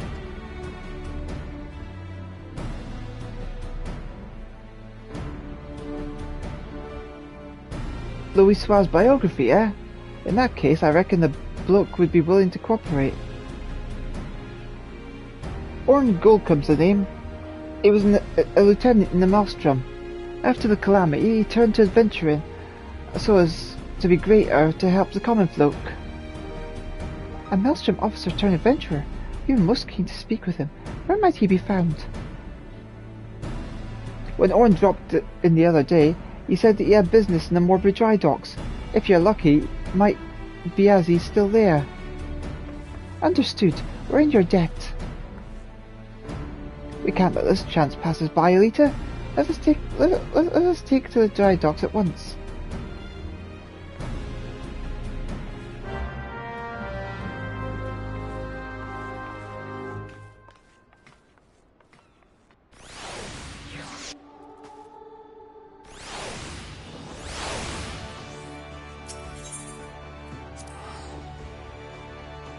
Elita, ever a sight for sore eyes. When your starship came flying back, this old mercenary was weeping tears of joy. He ain't ashamed to admit it. Now, I ain't got me bars got anything worthy of the Saviour of the Star, but what we lack in quality, we can always make for up in quantity. Ain't that right?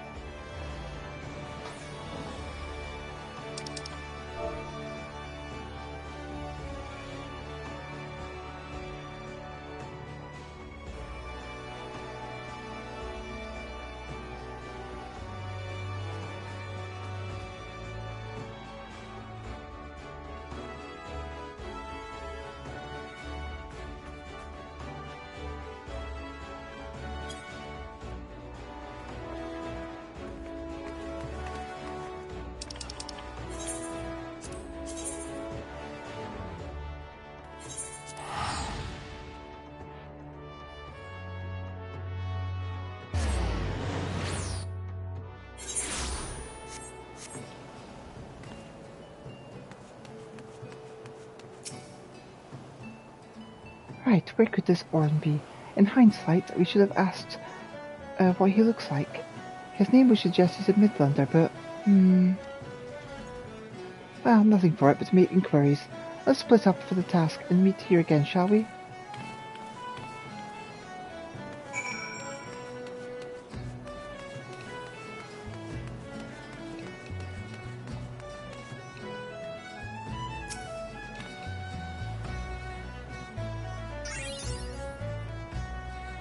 I'm sorry, but I've only just started helping you here. I'm still learning our customers' names. I couldn't save the person you're after, but a man did come by earlier who appeared to be an adventurer. He bought a 9-meal flea we're currently trialling.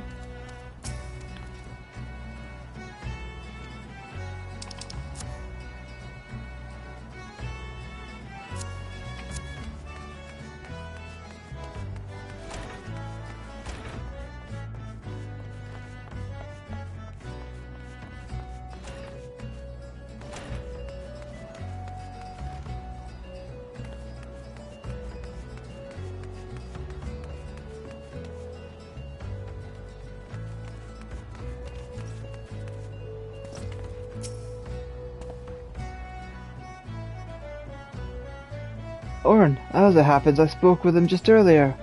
He said that he wanted to buy flowers, so I directed him to a vendor. Not sure where he is now, though.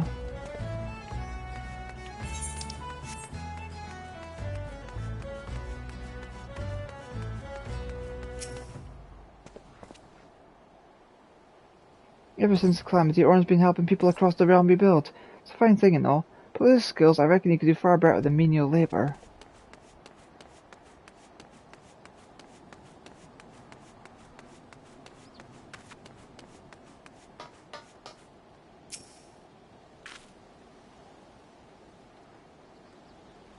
Looking for Owen Gilcum, you say?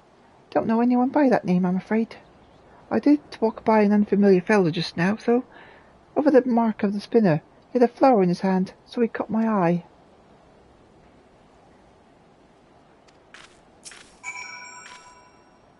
Well, I don't know Owen Gilcum. I did see an unfamiliar fellow just now over by the mark of the spinner. He had a flower in his hand, so he caught my eye.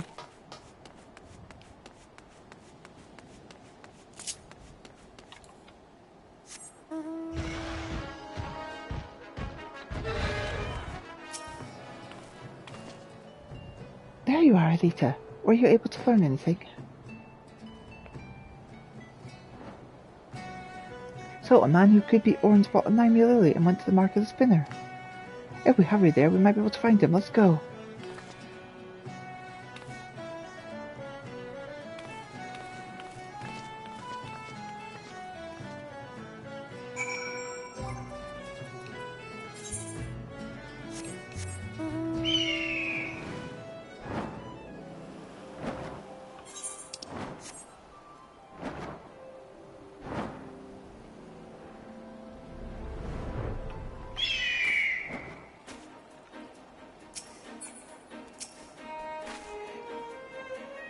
If he was only just seen, he should still be nearby.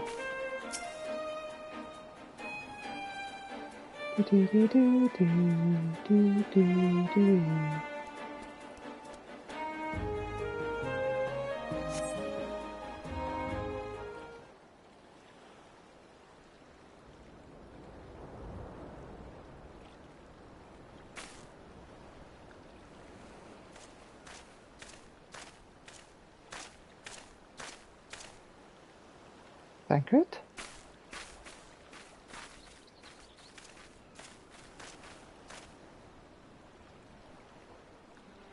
Begging your pardons, sir, but are you Lieutenant Orn Guncum?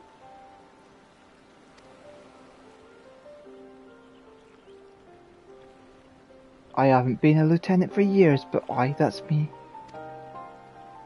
What can I do for you?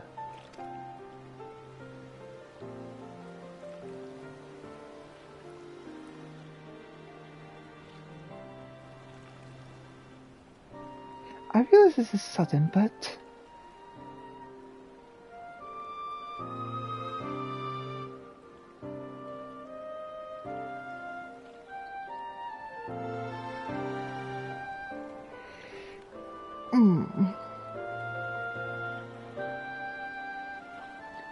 So, you're writing Louis Soir's biography.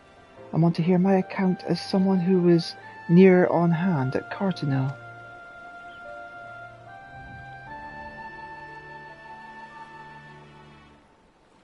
There must be a reason that you're here too, the warrior of light who led us to victory in Operation Archon. Very well, I will tell you my tale.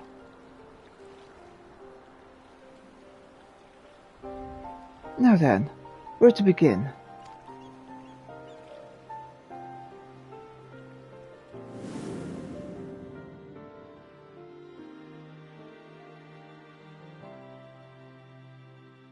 As you know, the battle was fought over the land where Dalamud was expected to fall.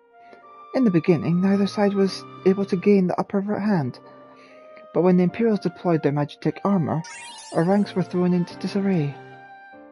Those charged with protecting Louis Soir, like me, could only watch the carnage from afar, and though our forces managed to hold out thanks to the adventurer contingent, we sustained grievous casualties.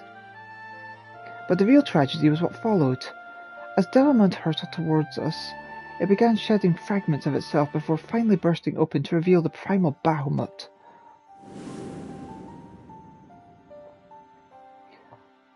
As all below looked on in shock, the battle completely forgotten, Bahamut took wing and spewed fire all over the land. Men and Magitek armor alike were set ablaze and sent flying like so many insects. I only realized that I had stopped breathing when a commanding voice broke my trance. You've done enough, Louis Soir told us. Now fly! Fly and save yourselves! But like my fellow guards, I wanted to remain. I couldn't charge into battle beside my comrades. At the very least, I would do my duty here and protect Louis Soir to the last.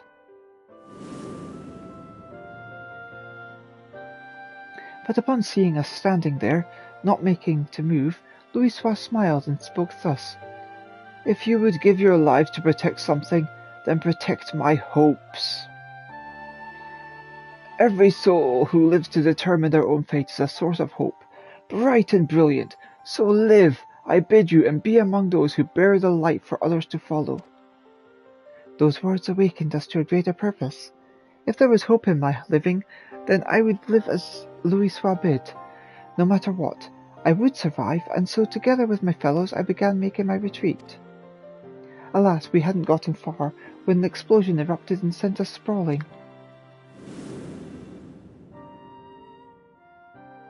I struggled to my feet just in time to see the enormous menacing silhouette of Bahamut looming over Louisoix. In the next instant he was enveloped in light, and that was the last I remember of him.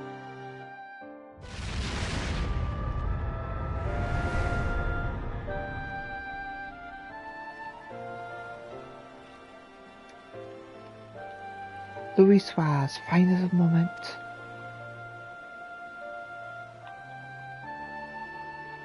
Amidst that light he looked to be smiling. What he was thinking in that moment I couldn't say, but one thing is certain. We all of us are alive thanks to him.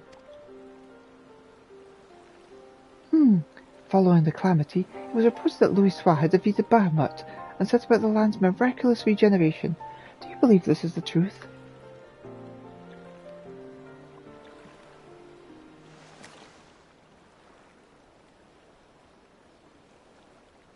Every soul who lives to determine their own fate is a source of hope.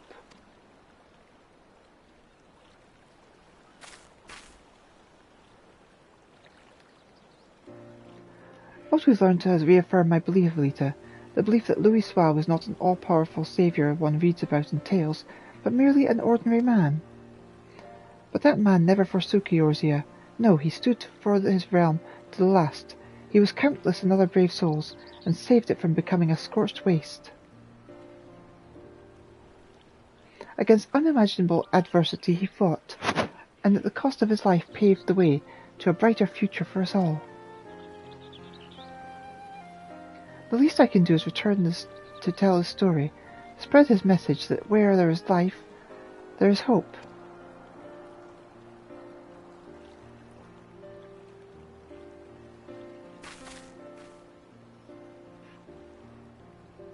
Thanks to your account, I believe I found an angle for the biography. I am truly grateful.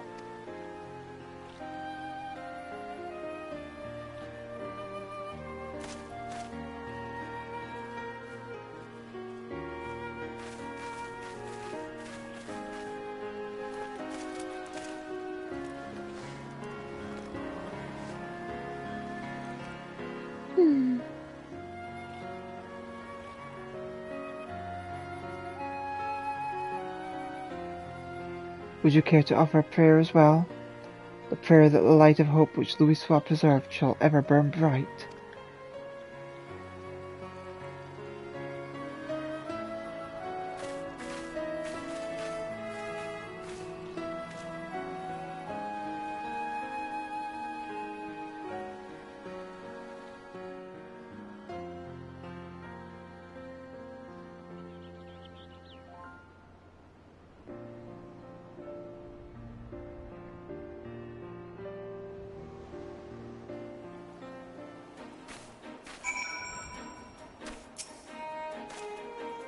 The calamity left deep scars across the realm.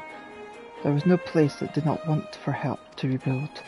After being saved by our twin adder allies, I decided to become an adventurer, the better to honour Louisoix's legacy, and to aid those in need. During my travels, I often hear your tales, and I'm glad I could share my own with you.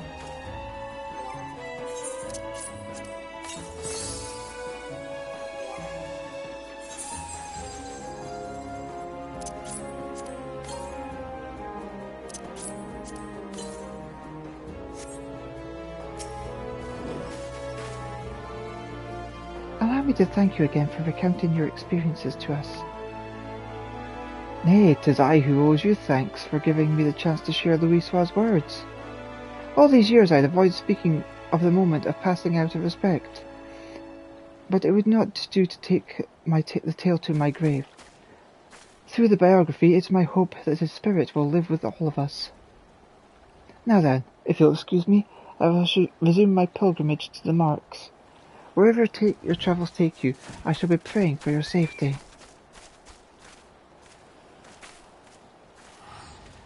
Nymea lilies, the symbol of safe passage. As Louisoix stood there in Cartano, I wonder if he likewise prayed for someone's safety. At any rate, these interviews have yielded everything I had hoped for, and more. Come, let us return to Ul'dah. I'll have your reward for you at Ul'dah at the Hall of Flames.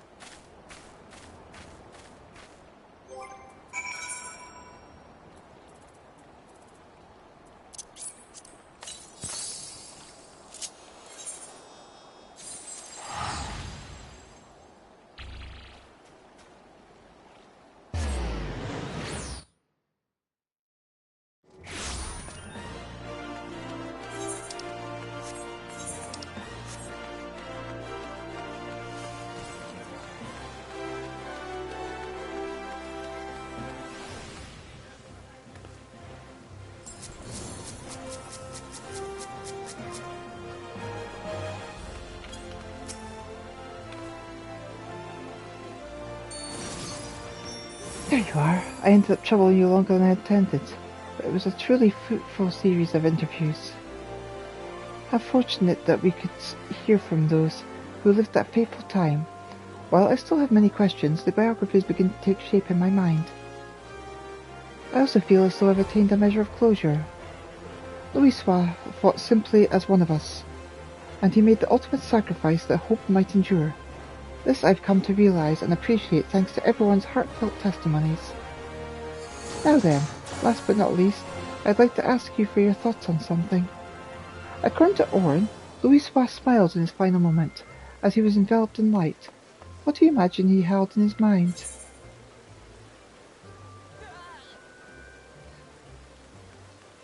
The image of mankind thriving in the future. I see. I appreciate your thoughts. As I pen the biography, I'll be certain to remember your words. Well, sad though it is, it's time for us to part ways. I'll set to work on the draft, and won't rest until the biography goes to print. Thank you for all your help, my friend. I couldn't have come all this far without you.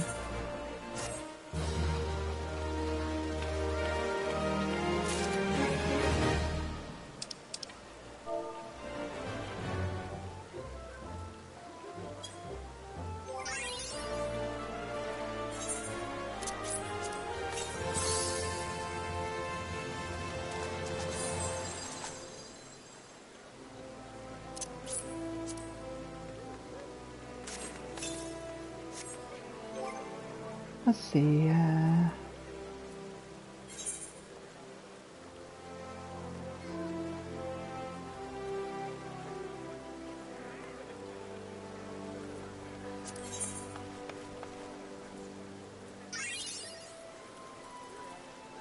what do we have here?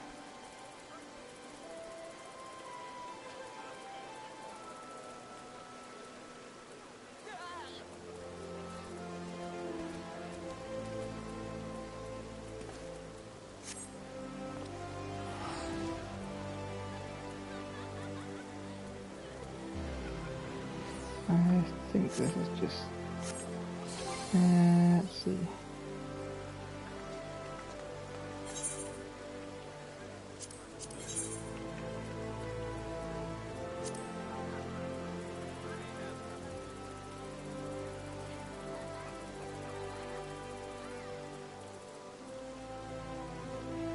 End of an error, that'll be the one.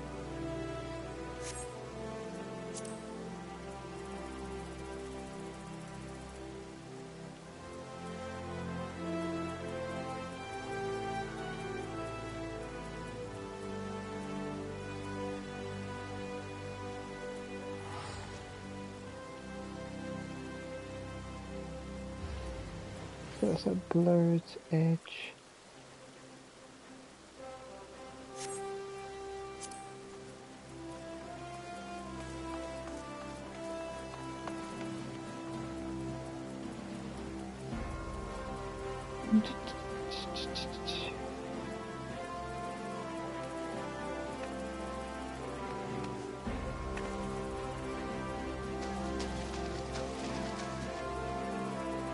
I don't think there is an another one here.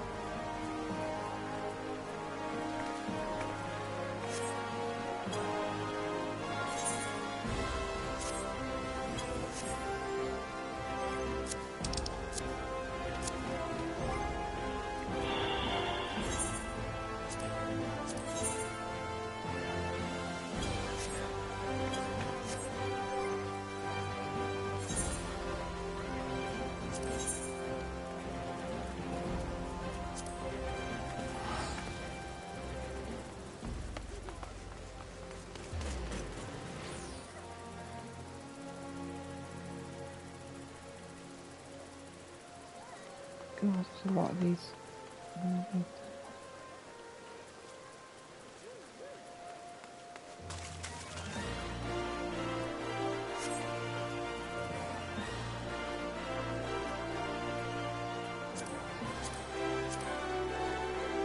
There we go, it's the end of an era one.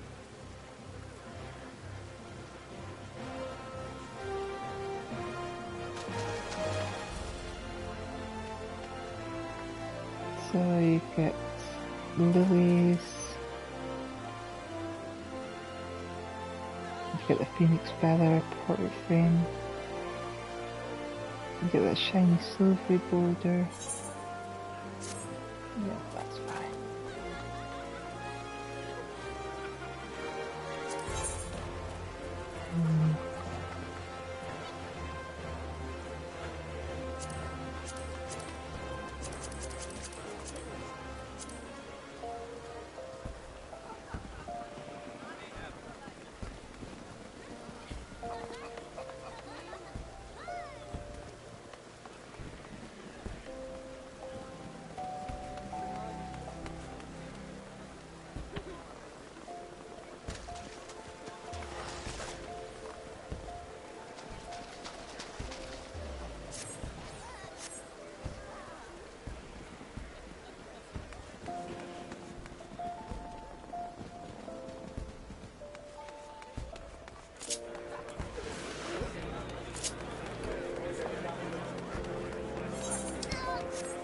And I think that's pretty much everything new that's come out.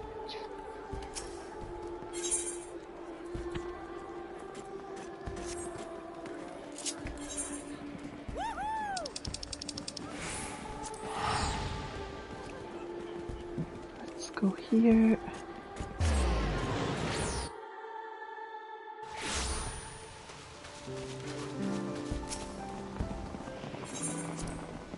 We have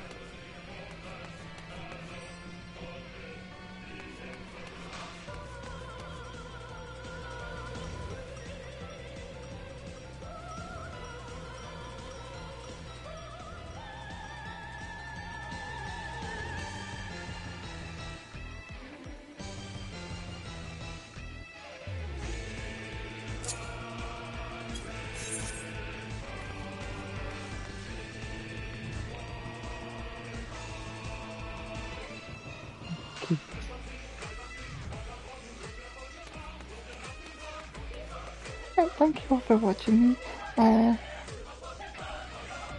This made this take a lot longer than I expected. And thank you all for being here. I love you all. Mwah, mwah, mwah.